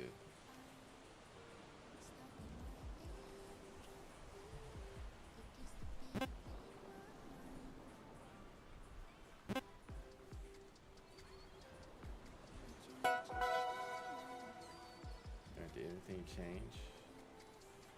Nope. Let's see if we can do. So we got let score equal tick score plus tick score equals ticks times 0.5. What if we change that to 0.1? And by the way, there's 2 functions for calculate score. I'm not sure which one's being used. There's one just right above that one. Oh, okay.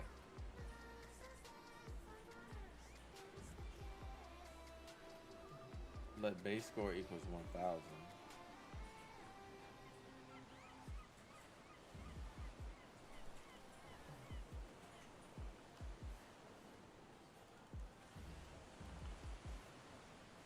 I mean, I'm just saying, like, I'm changing variables, but I need to do this after I restart the game. So I need to play again, because that's going to set everything back. So I'm going to make this 2000 and this 3000 for the base score. Control S to save that. Sorry, let's go ahead.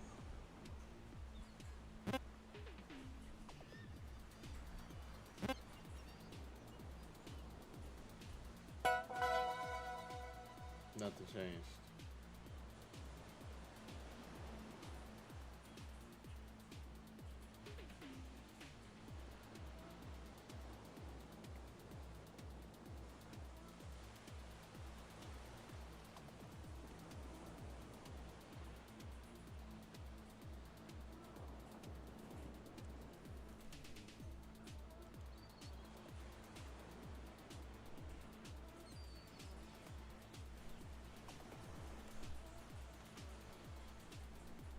Once again, okay, wait, I missed it. So let's restart the game. I didn't change the segment penalty.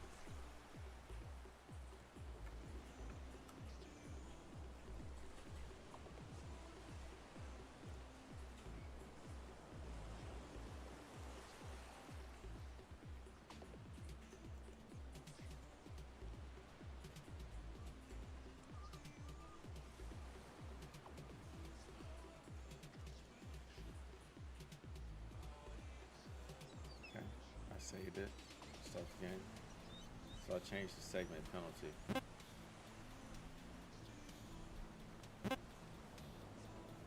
See if that changes anything. Nope.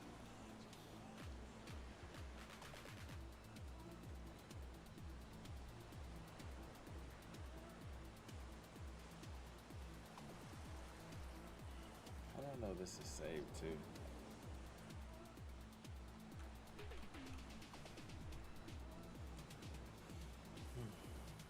So maximum score is 1000.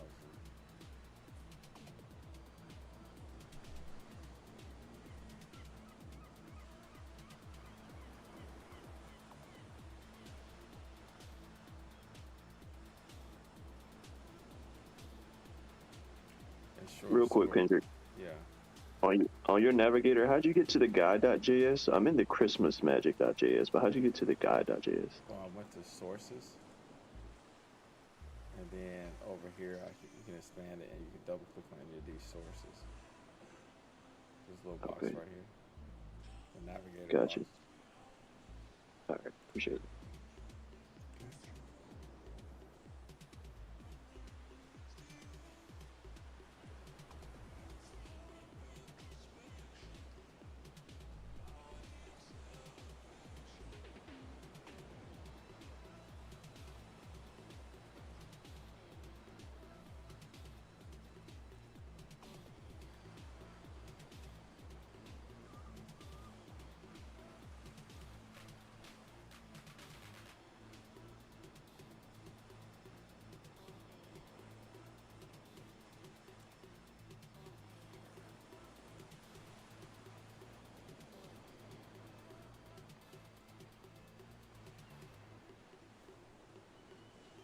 Oh, we got 2 scores. We got a score for bad boss and a score for good boss. That's where I think we got 2 different sections here. Yeah, that's probably it.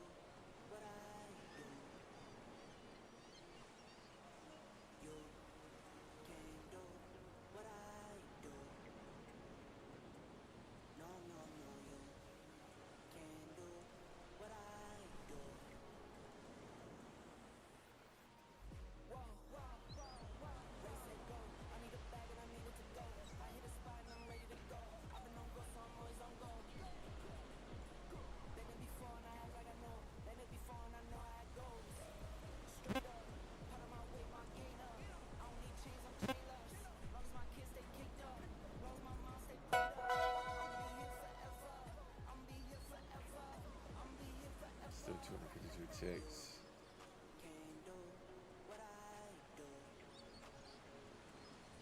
This for sure score doesn't go below 0.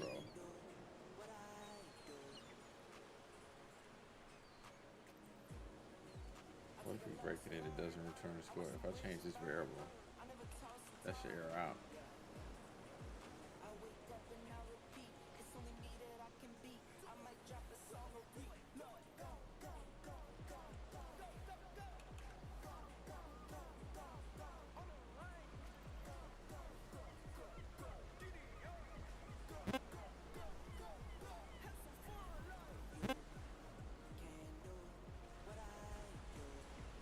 Yep, there's an error.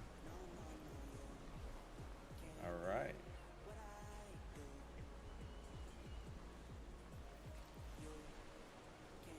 So, what did we do that console? You remember we did that console.something command?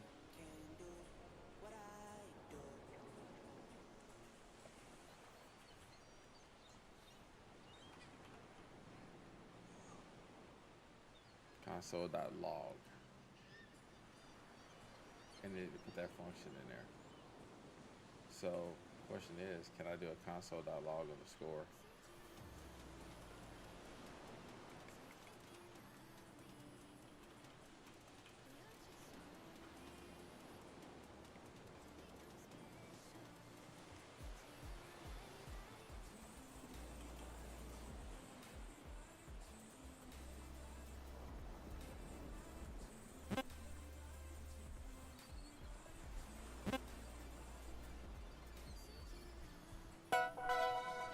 Haha. Aha.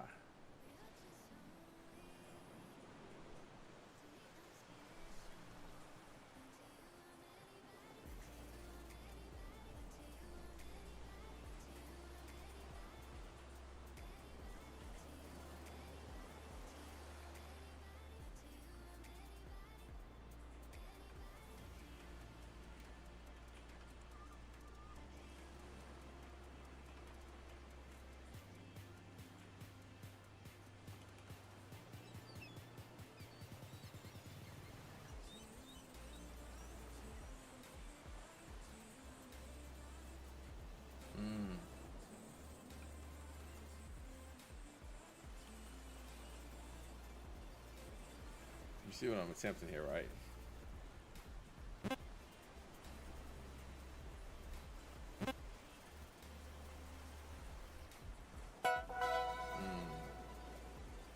So how did I not get that?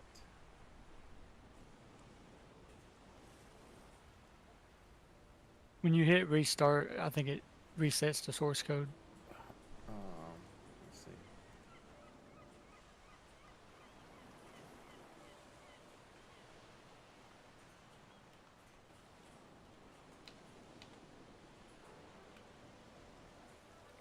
I mean, heck, yeah, there you go.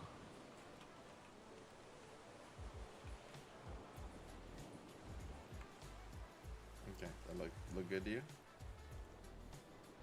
Control S.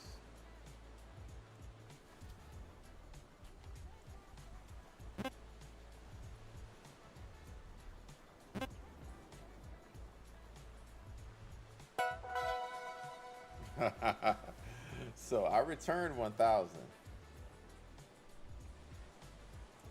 Yeah, but like I said before, the server is calculating the score with the entities and the segments you send it and the clicks. So I just need to manipulate those. Well, but see that's the. Yeah, it's tricky. So this score is not what you're telling me is based on what we're seeing. This is not even used. This is just pure bullcrap. I think, yeah, I'm not sure because if you look at the web request in the response, it also gives you the score back, the score that came from the web server. Yeah. But that's what I'm saying. Like I think this is bait. This is just it is waste of time. Because the way that you get this is by basically kind of going back to what I was doing before. Like you submit the number of segments and stuff like that, and you got to be able to tell a convincing story that matches up with it because they put lots of checks and balances in here.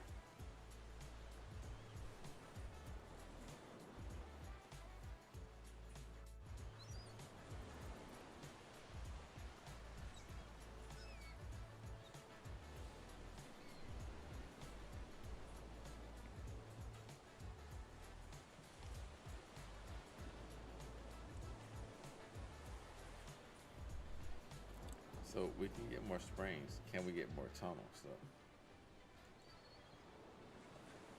Yeah, I've just done that. If you do more than 2 tunnels, it doesn't know what to do. It just errors out.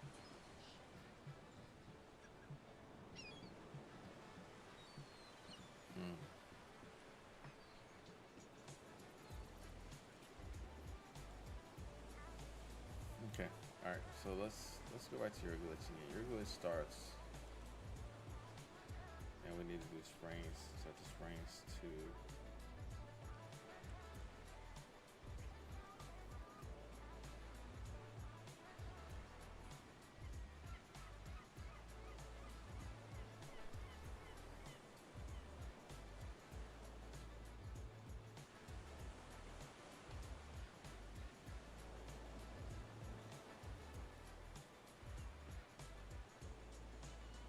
Wait.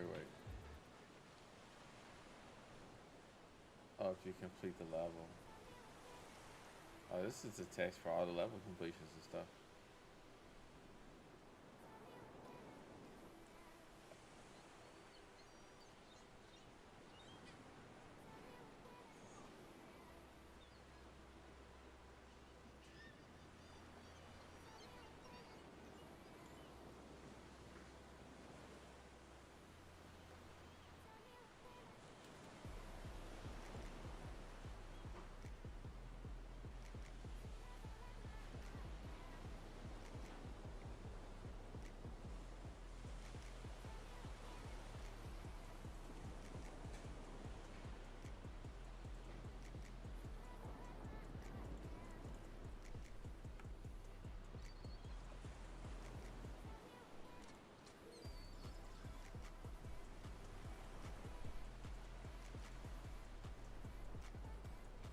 Okay, so we get the little exclamation point if you're doing a live edit.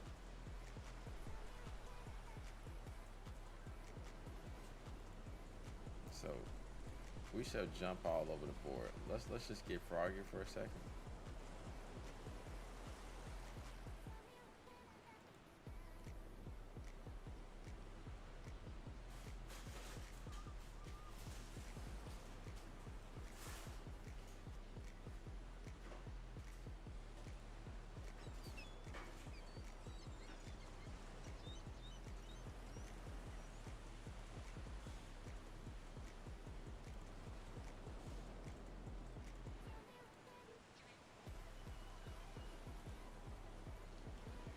don't know if this is gonna be faster.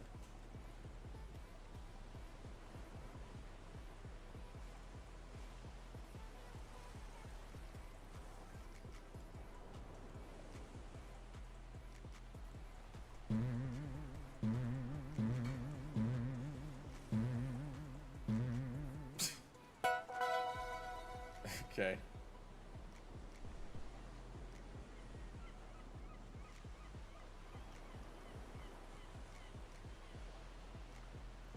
So definitely somewhat faster.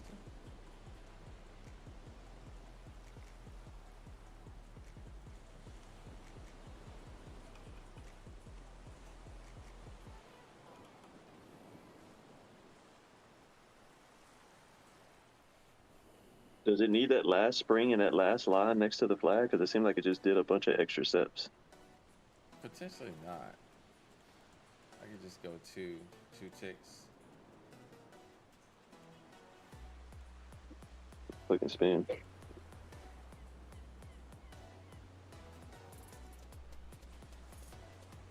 Let's see, I gotta go from here to here.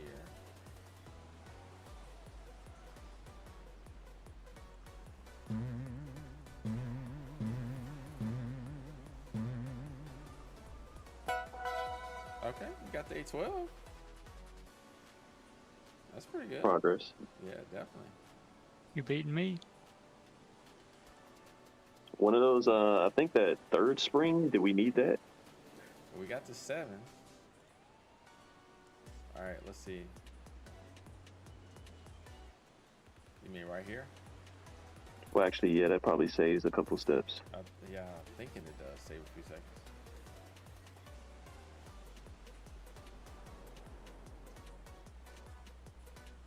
Maybe put a spring below the flag. Oh, I don't know. Actually, that might.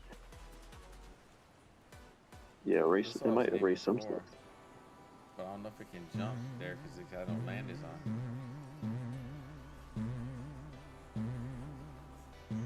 Maybe put Can you? Is it how many ticks is it before that last spring?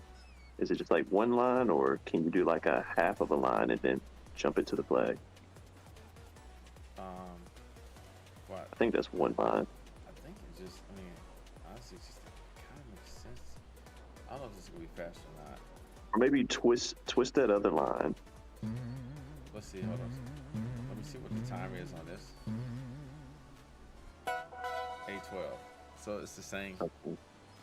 Okay. Now you say twist which line? I gotta keep changing the spring entity because it's gonna take away springs if I mess this up.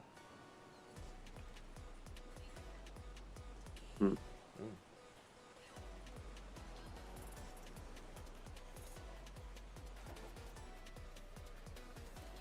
Trying to figure out how we can like take out one more line right before the finish line, like jump from where it lands and then jump straight on the flag. If that makes sense.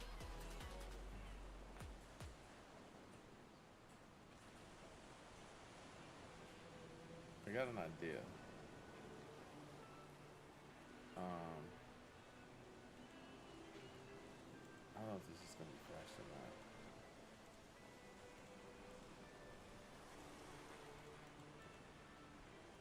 Why can't I do a spring? Oh, you can't do a spring vertical. Is this the thing you can't do a spring above? This is what you were talking about earlier. Yeah, I hate that.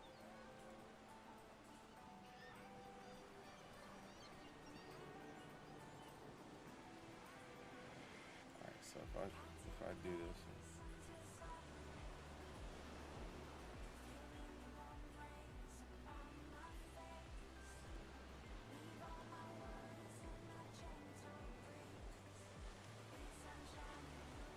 I just want to try something here.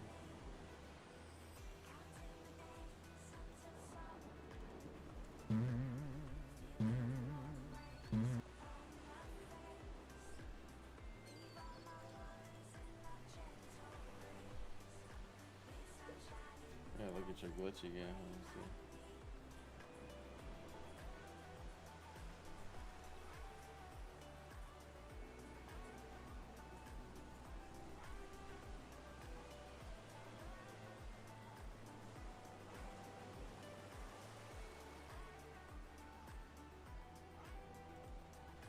don't have to have a tunnel. As long as I drew the line first.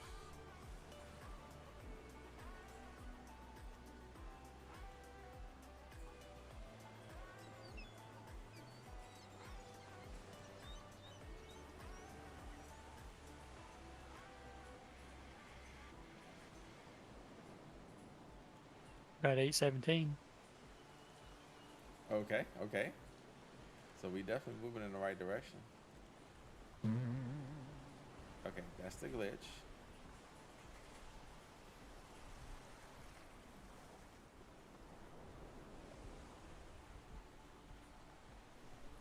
Okay, so I think I can save time. I just got an idea. So as long as I draw this line first.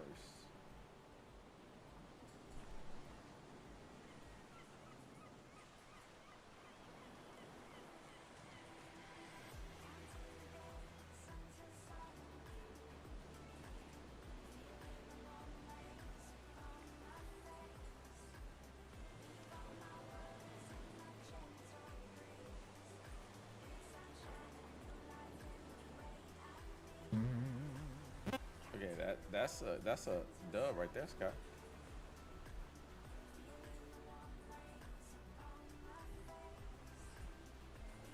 Say that one more time. I think I just might come across something here.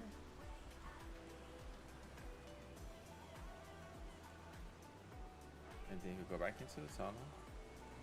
Into the tunnel from right there to right here. And then For the spring.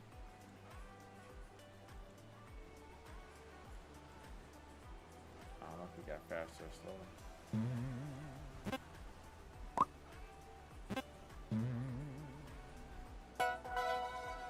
Still 800, but it's it went slower though.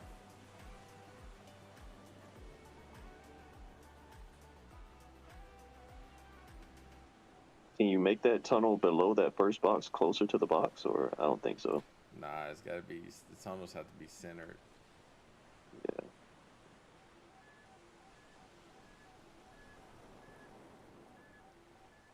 I don't know if I can actually put a spring right here. I can't put a spring there. This probably would jump over the box.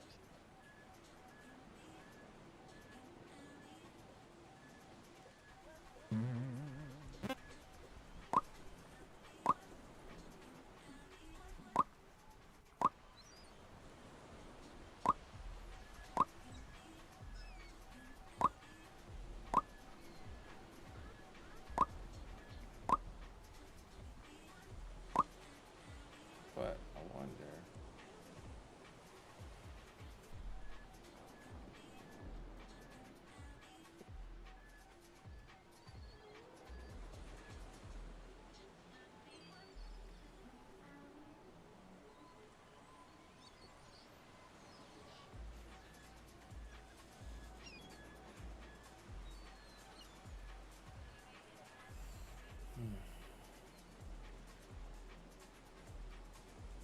How many segments are we down to?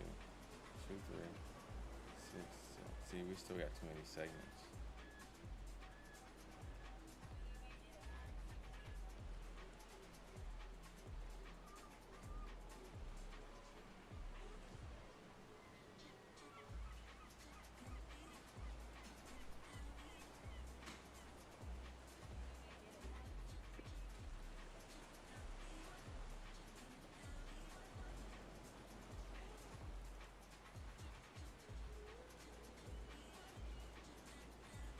Okay, so we know this works good.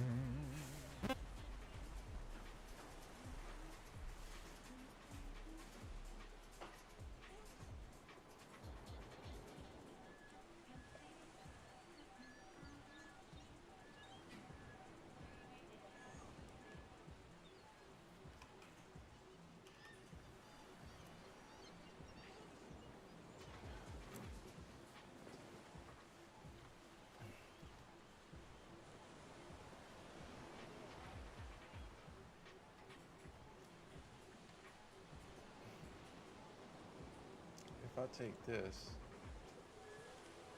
I put that here, and then I put this. Put the tone.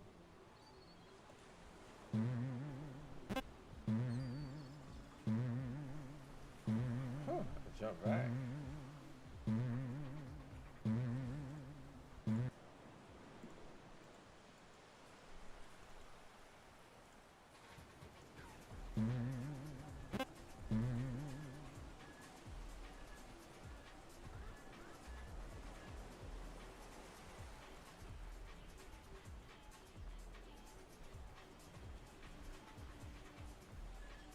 Is there any way we can move the boxes? I think I already said this before, but that we didn't. There was no way to do that. Did we say that was server side? I think we can. I think we can. I'm pretty sure we can move the boxes. Let me try this one thing here. Just jump them in a straight line. Mm-hmm. I think that's what the guys who won the game. That's what they're.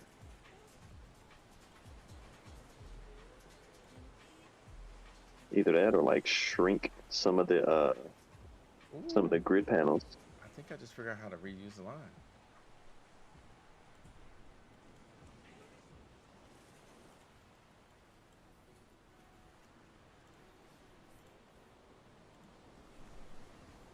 It took out your springs because it didn't. It still got the 2.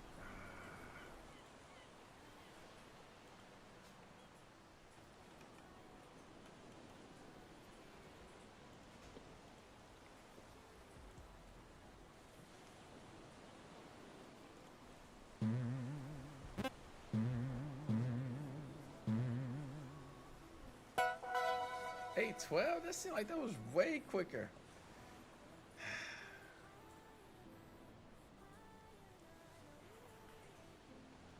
$148 ticks. The ticks is definitely down. I was at 258.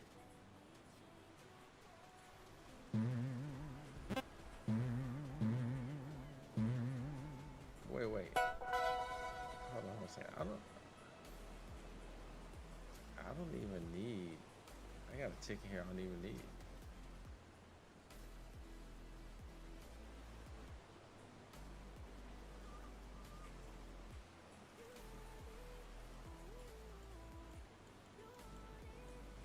Dang it. Do that.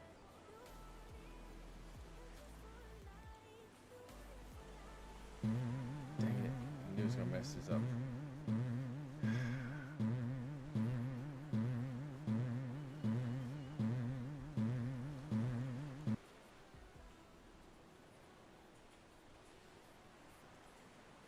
I think I figured out something just then, so I can just do here to here, and then here to here with a spring.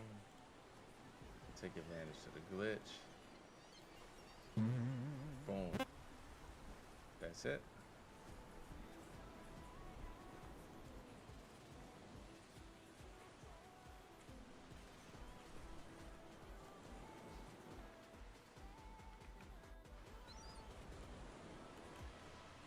So that takes out a whole segment, which speeds up time.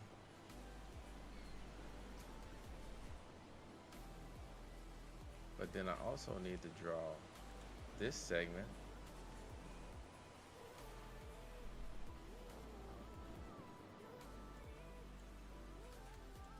Before I draw this spring.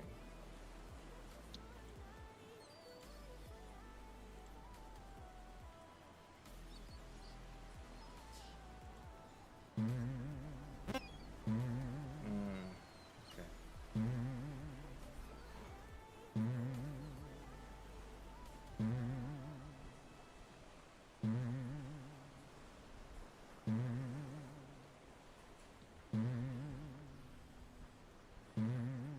But wait, maybe not, maybe on something with the rotation here.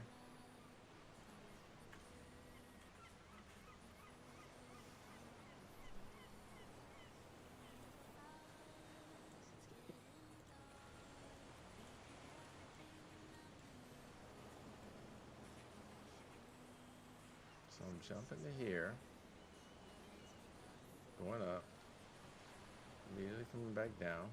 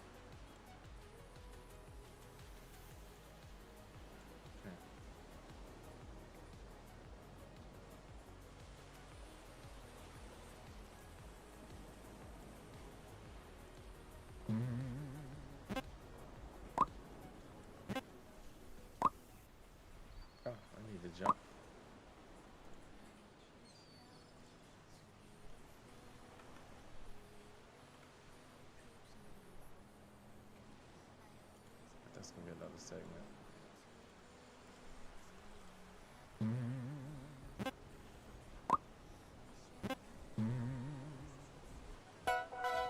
$804, 156 ticks. All right, let's try moving these boxes.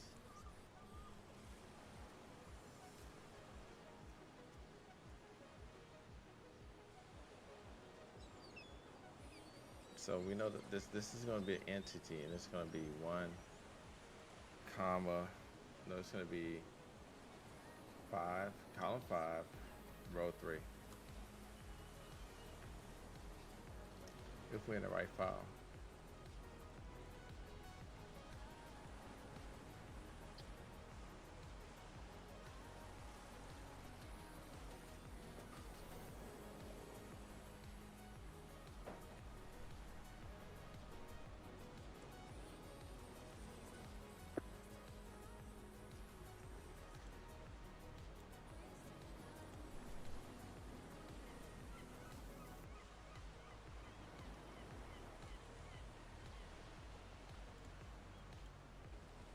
I just realized we can't change the location of the crates because it's not included with the entities when it submits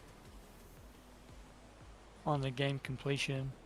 What? We're only submitting the name of the level, so I think it's correlating those crates with the level name on the server side.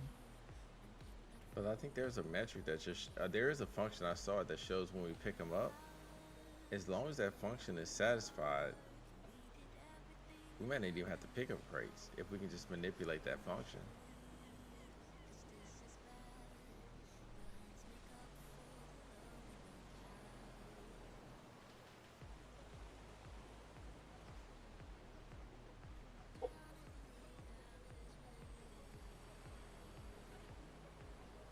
Yeah. I guess I was thinking.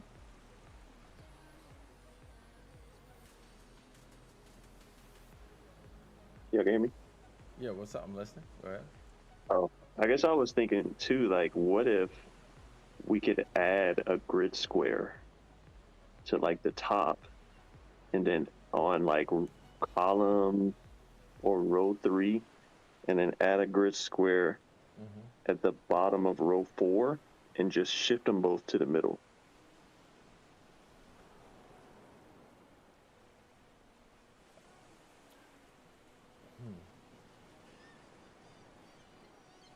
So basically just add on to the map. I don't know if that might be way too complicated. Oh no, it's good to think outside the box. I just don't know how to do that one yet. I do see where it's drawing the crates for each X, Y.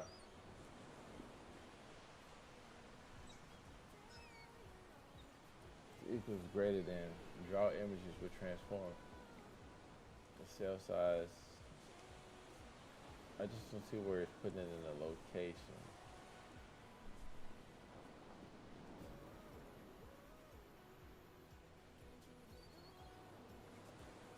There's something in this code telling it where to put these.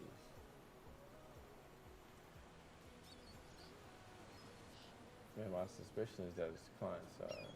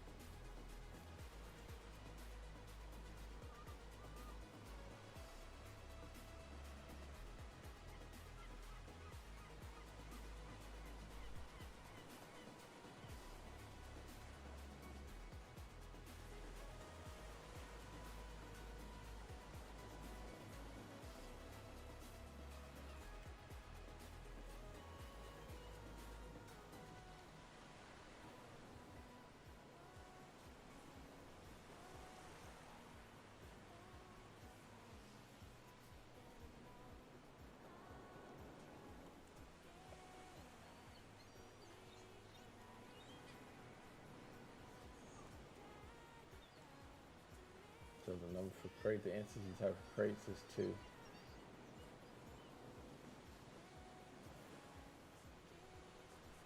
if I look at this,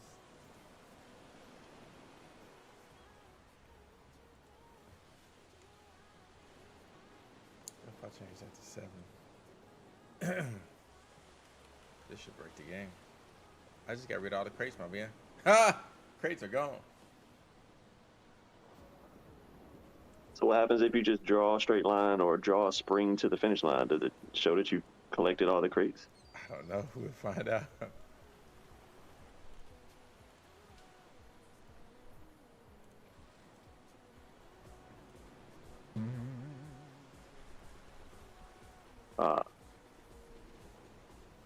I guess it's not registering that the crates were collected. It's a good start, though. Yeah.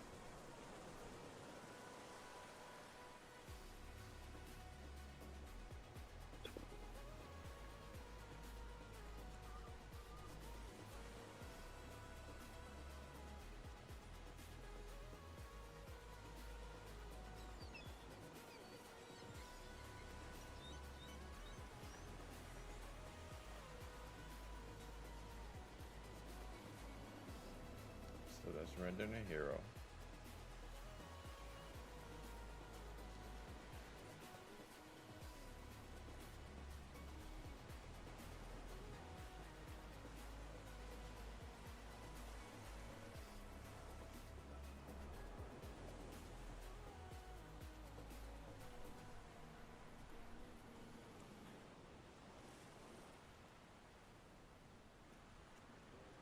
What if we start the game hero cell X is 0? Okay. What if we actually could start the hero in a different location, like right by the crate?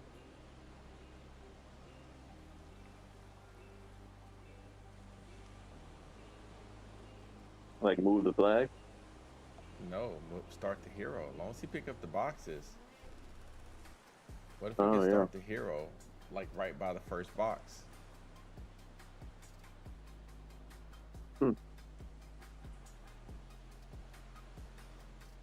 I keep seeing this math function too. I feel like it has a lot to do with them trying to hide what goes on in the background.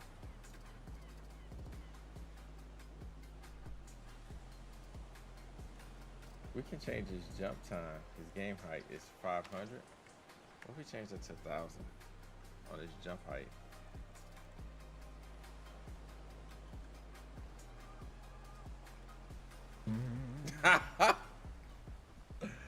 Did you see that? Oh, did you? Please tell me y'all see that on the stream. I saw him land, but I missed the jump. He went off the screen, dude.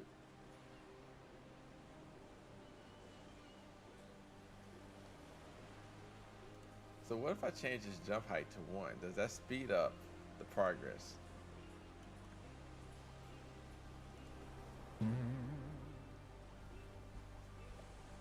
Is that faster though? He just scoots.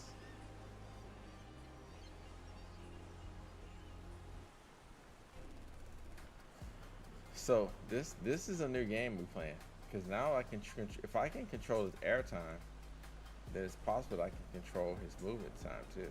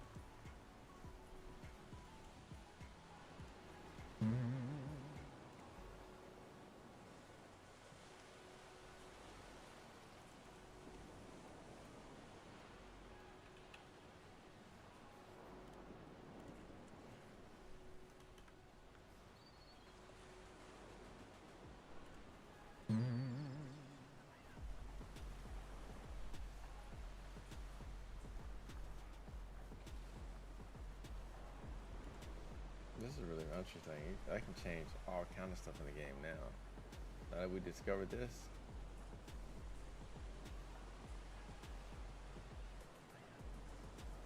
But I just noticed included in with the entities, it doesn't include the coordinates for the crates, but it does include the coordinates for the starting and finish position.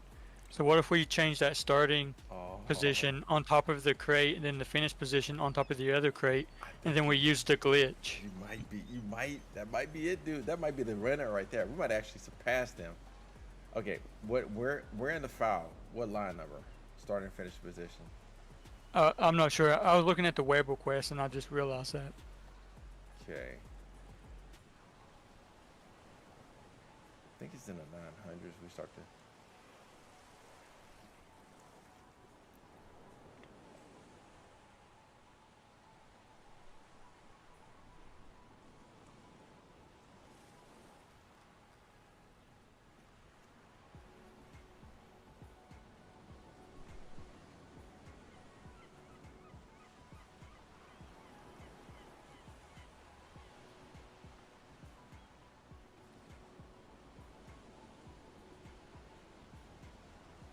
Okay, I got it. It looks like it's under the level entities array, which you can modify via the console. Is that which file is that one in? I don't know. I was just playing in the console. See, I'm looking at the console still. So, but if you're looking in there, it's called level entities with a capital E on the entities. one word, right? Level entities. I say yeah, all together. All right, I see the declaration. Level entities.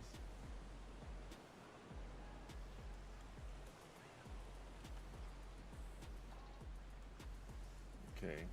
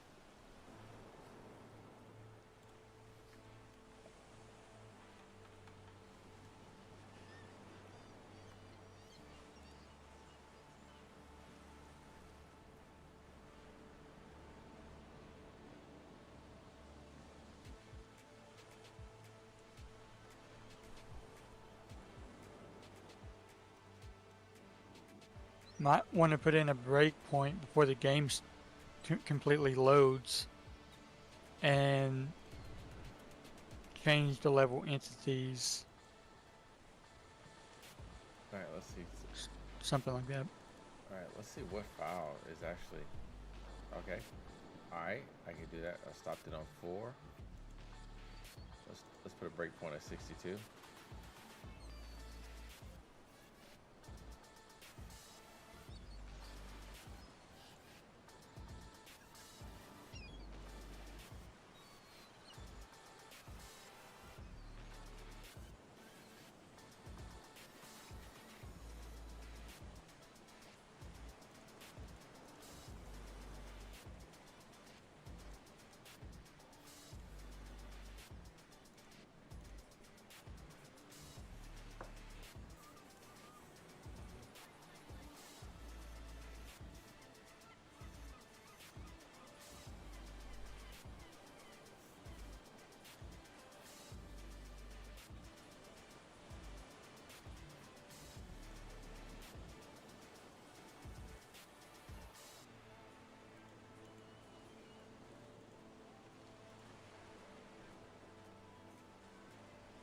Okay, so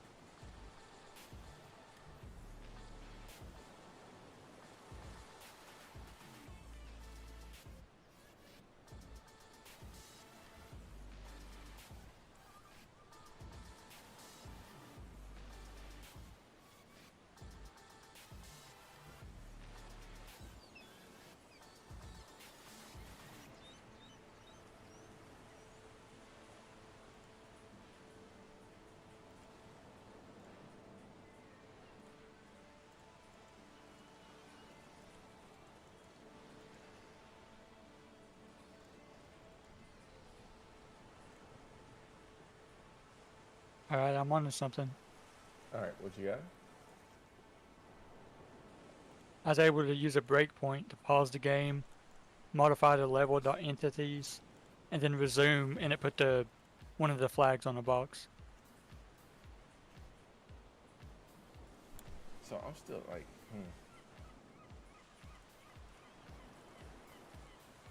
It's in the game2.js. Line 636 is where I put the breakpoint. All the way to 626, okay. I'll let you figure it out from there. All right, so 6 through 6. Level.entities. Okay.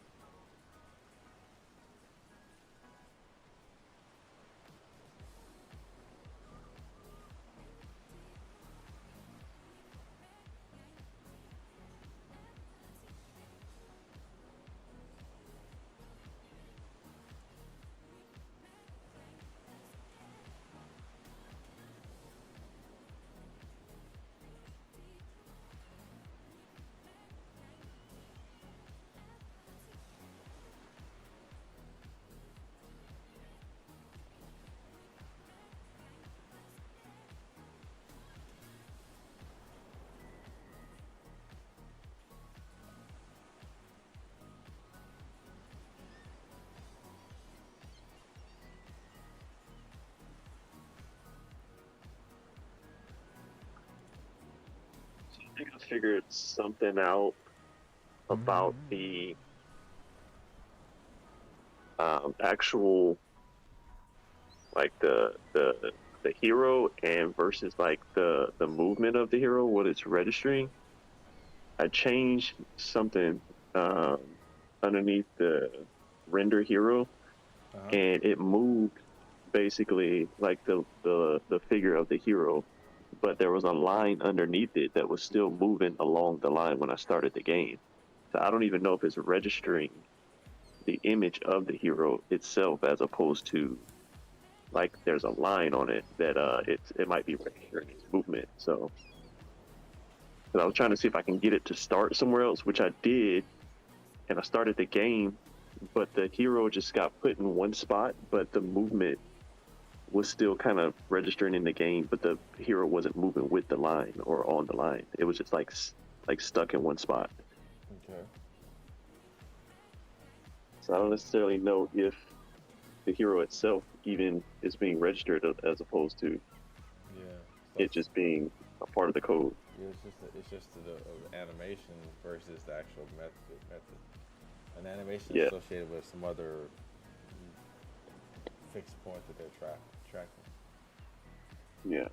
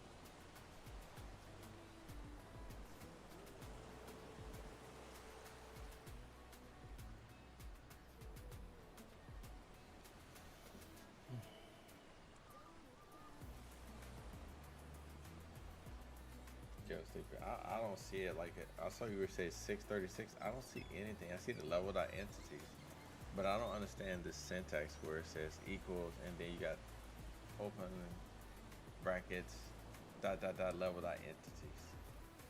Yeah, so basically what's happening if you go right above that,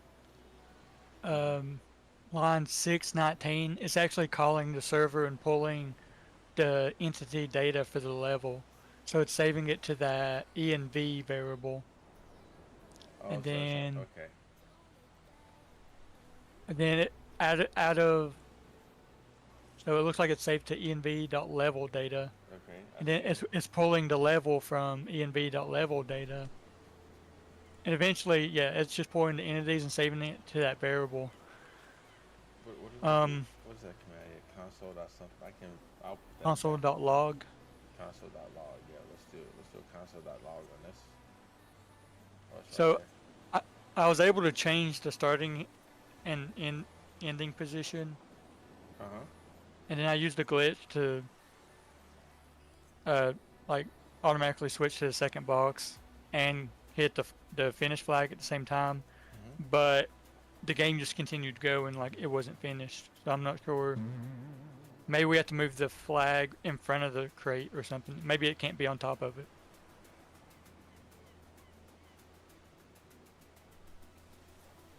Let's see. If you load level data, next level.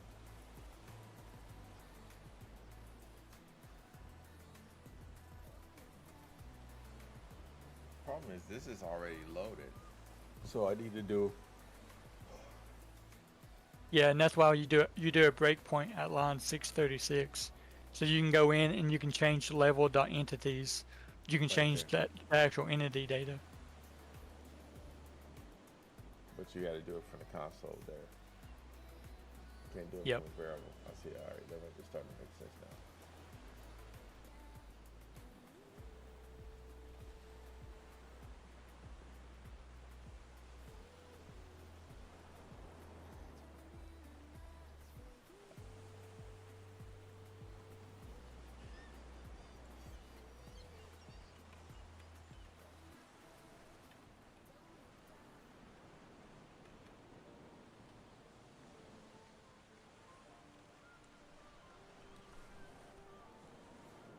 Okay.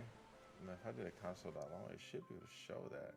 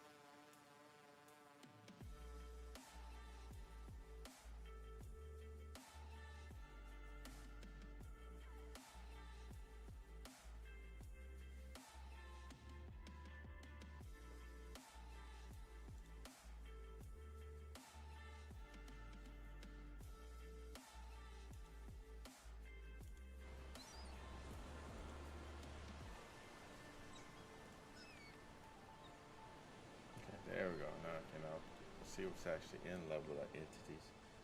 And there it is right there.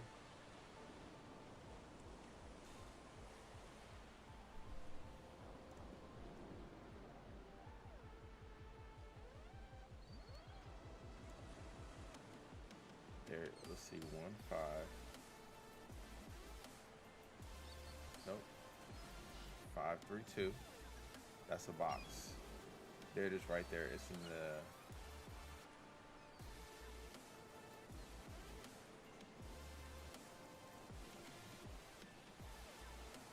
Okay, now the question is, how do I this is an array.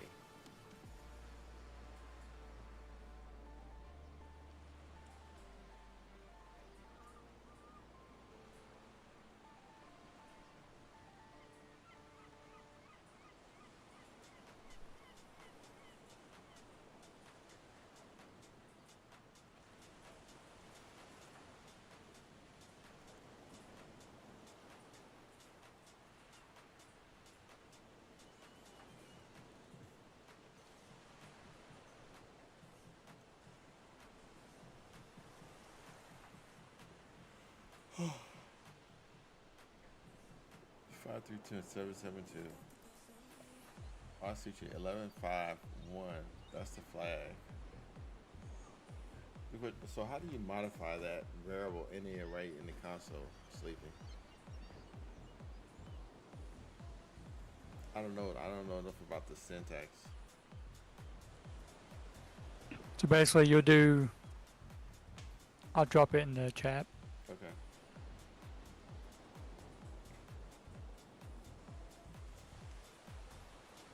Because I see it right there, 150. That's the flag, start flag, and 1151 is the end flag.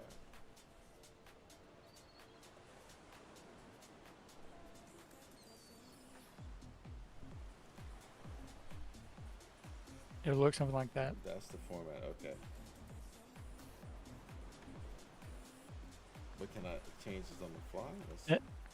That's for the first index, and then the last index has the finish flag.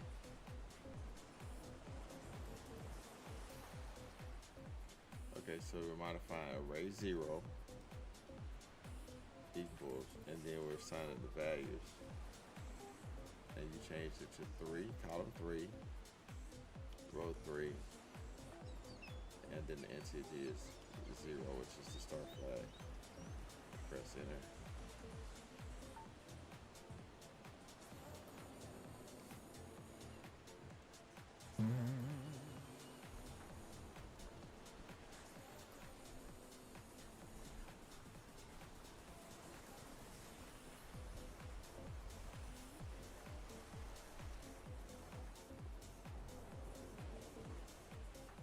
So, but just what I'm saying is once it's already rendered there, you can't move it, right?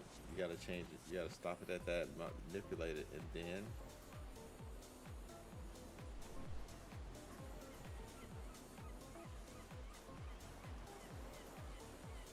Sleepy, are you there? Well, yeah. Yeah. I have bad news. It doesn't work. It doesn't.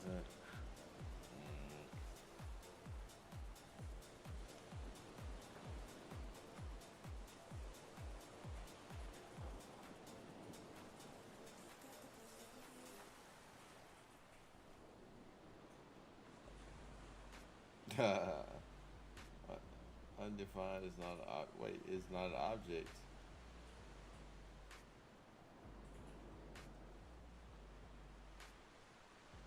I don't know, man. That doesn't look. That looks promising.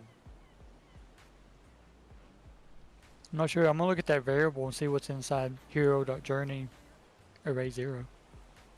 Well, yeah. So now that you show me how to actually input values into these arrays, that allows me to start playing myself now. So.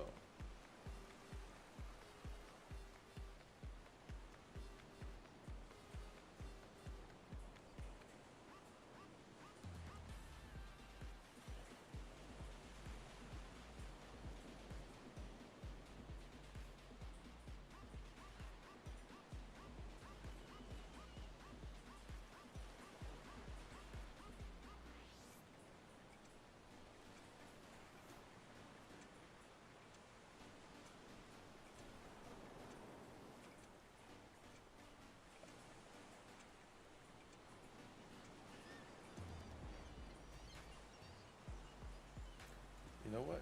I just thought about something though. Let's just say, forget the fact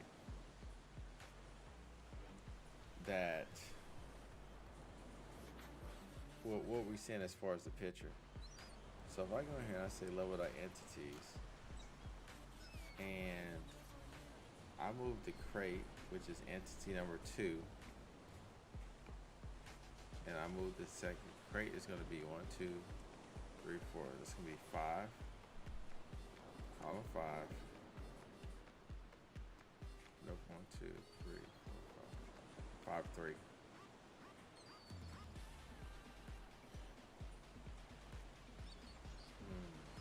Okay. Oh, I'm changing one. That's not 0.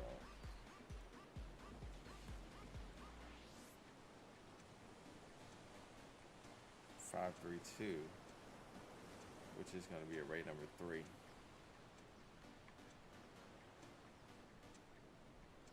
That was not defined. Let's redo this.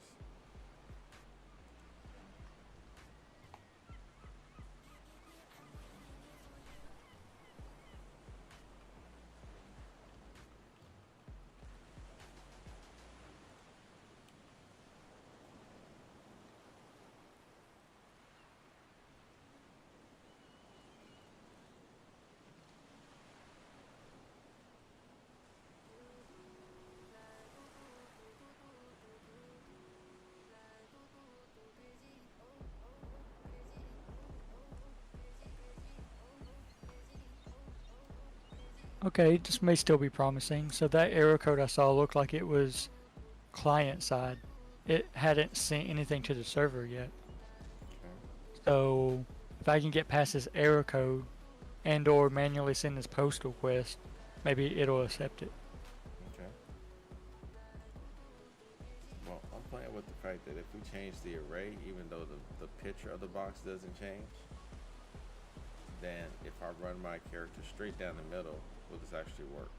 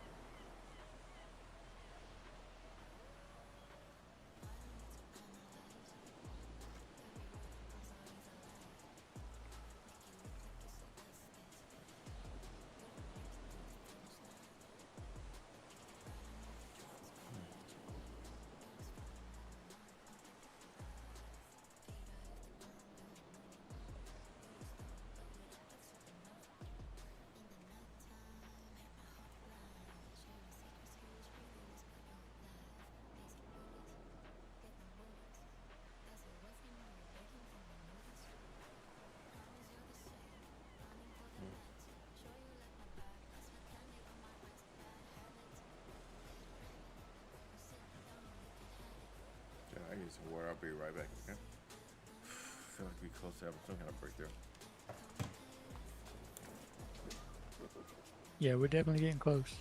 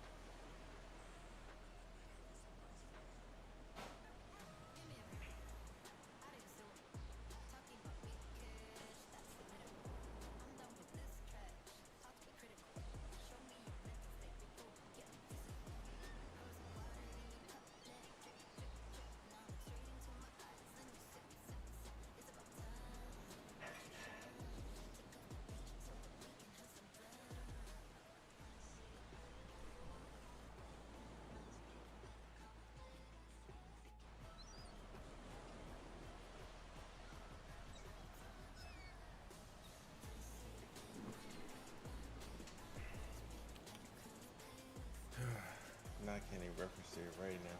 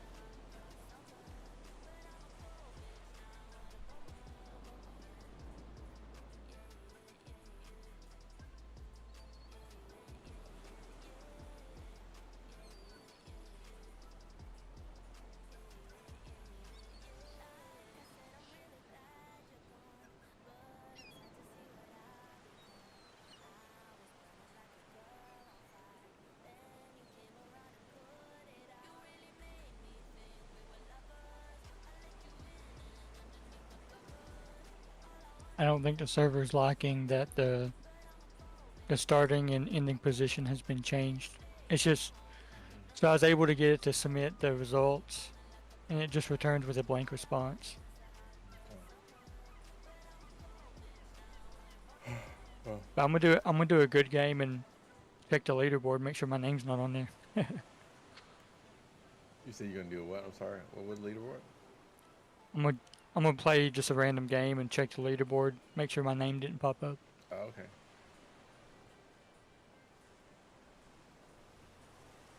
Yeah, I want to see if you've successfully done it, man. Because I'm running into a bunch of dead ends still.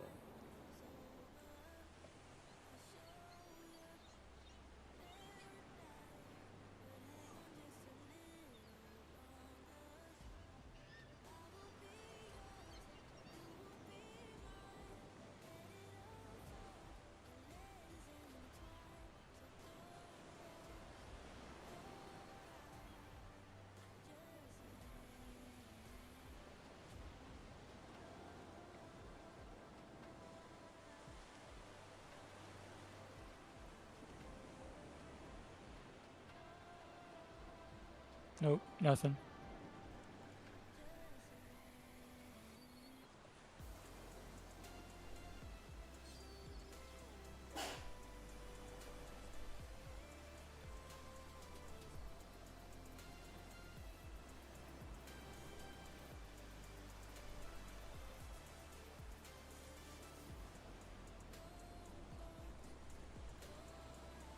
Ha! I have them on the same line.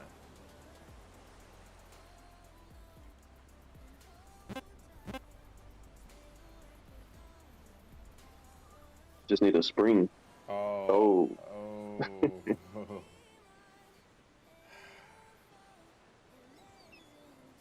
That's tough.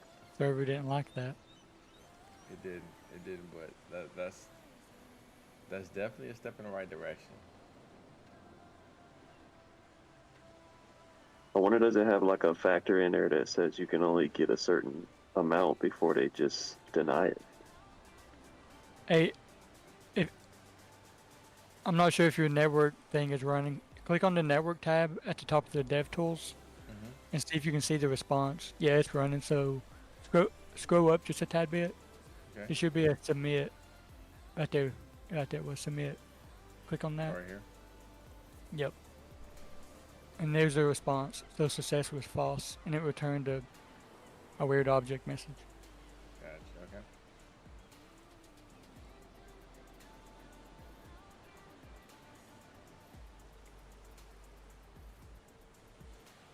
Oh, you know what? I put it. It's not in the right square. So that's actually a question. Shift it. I actually put it in between. So I actually need to move it to 1, 2, 3, 4, 5. Okay, all right, I can do this again.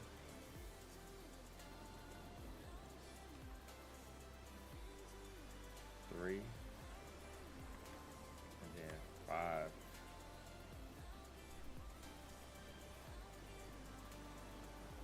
Now I can continue.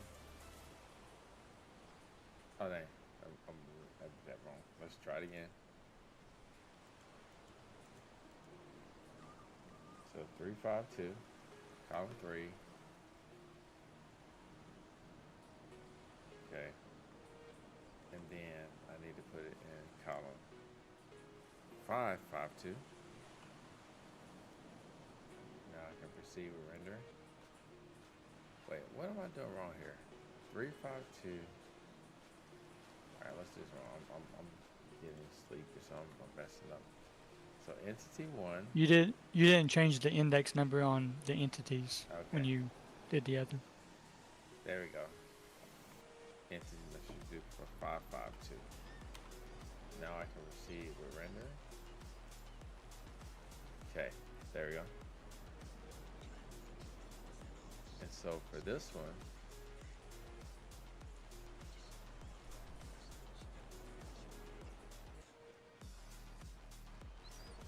I just need a spring right here.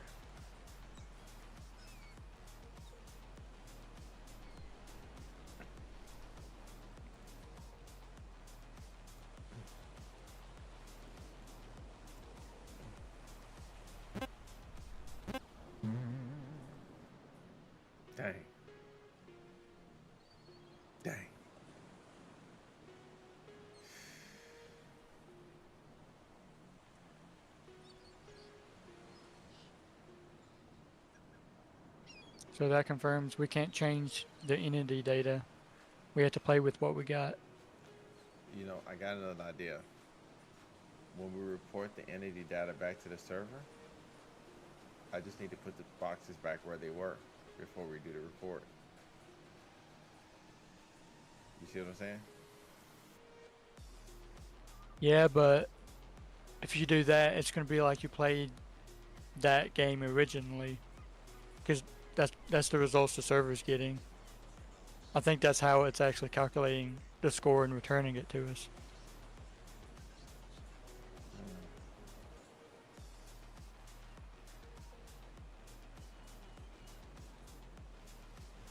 Put another breakpoint here,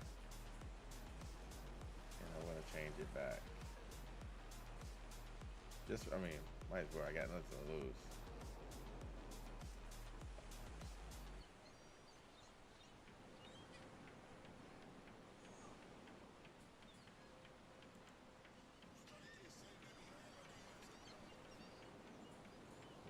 So basically, 1 is 352. 2 is 552.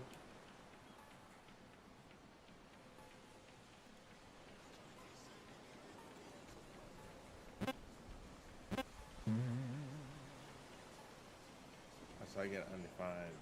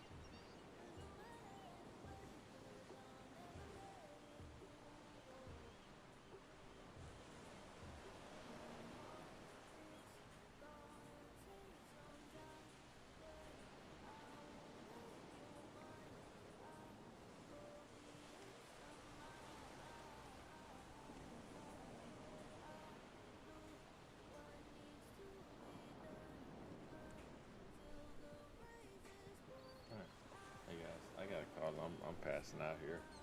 I hit my limit. Hey, y'all there still? Yeah, we're still here. All right. I think I'm right there with you. Yeah, man. Well, I may not be on. Like I said, I'm going to be headed to the Tanium conference. So I'm traveling tomorrow. I'll be there for 2 days.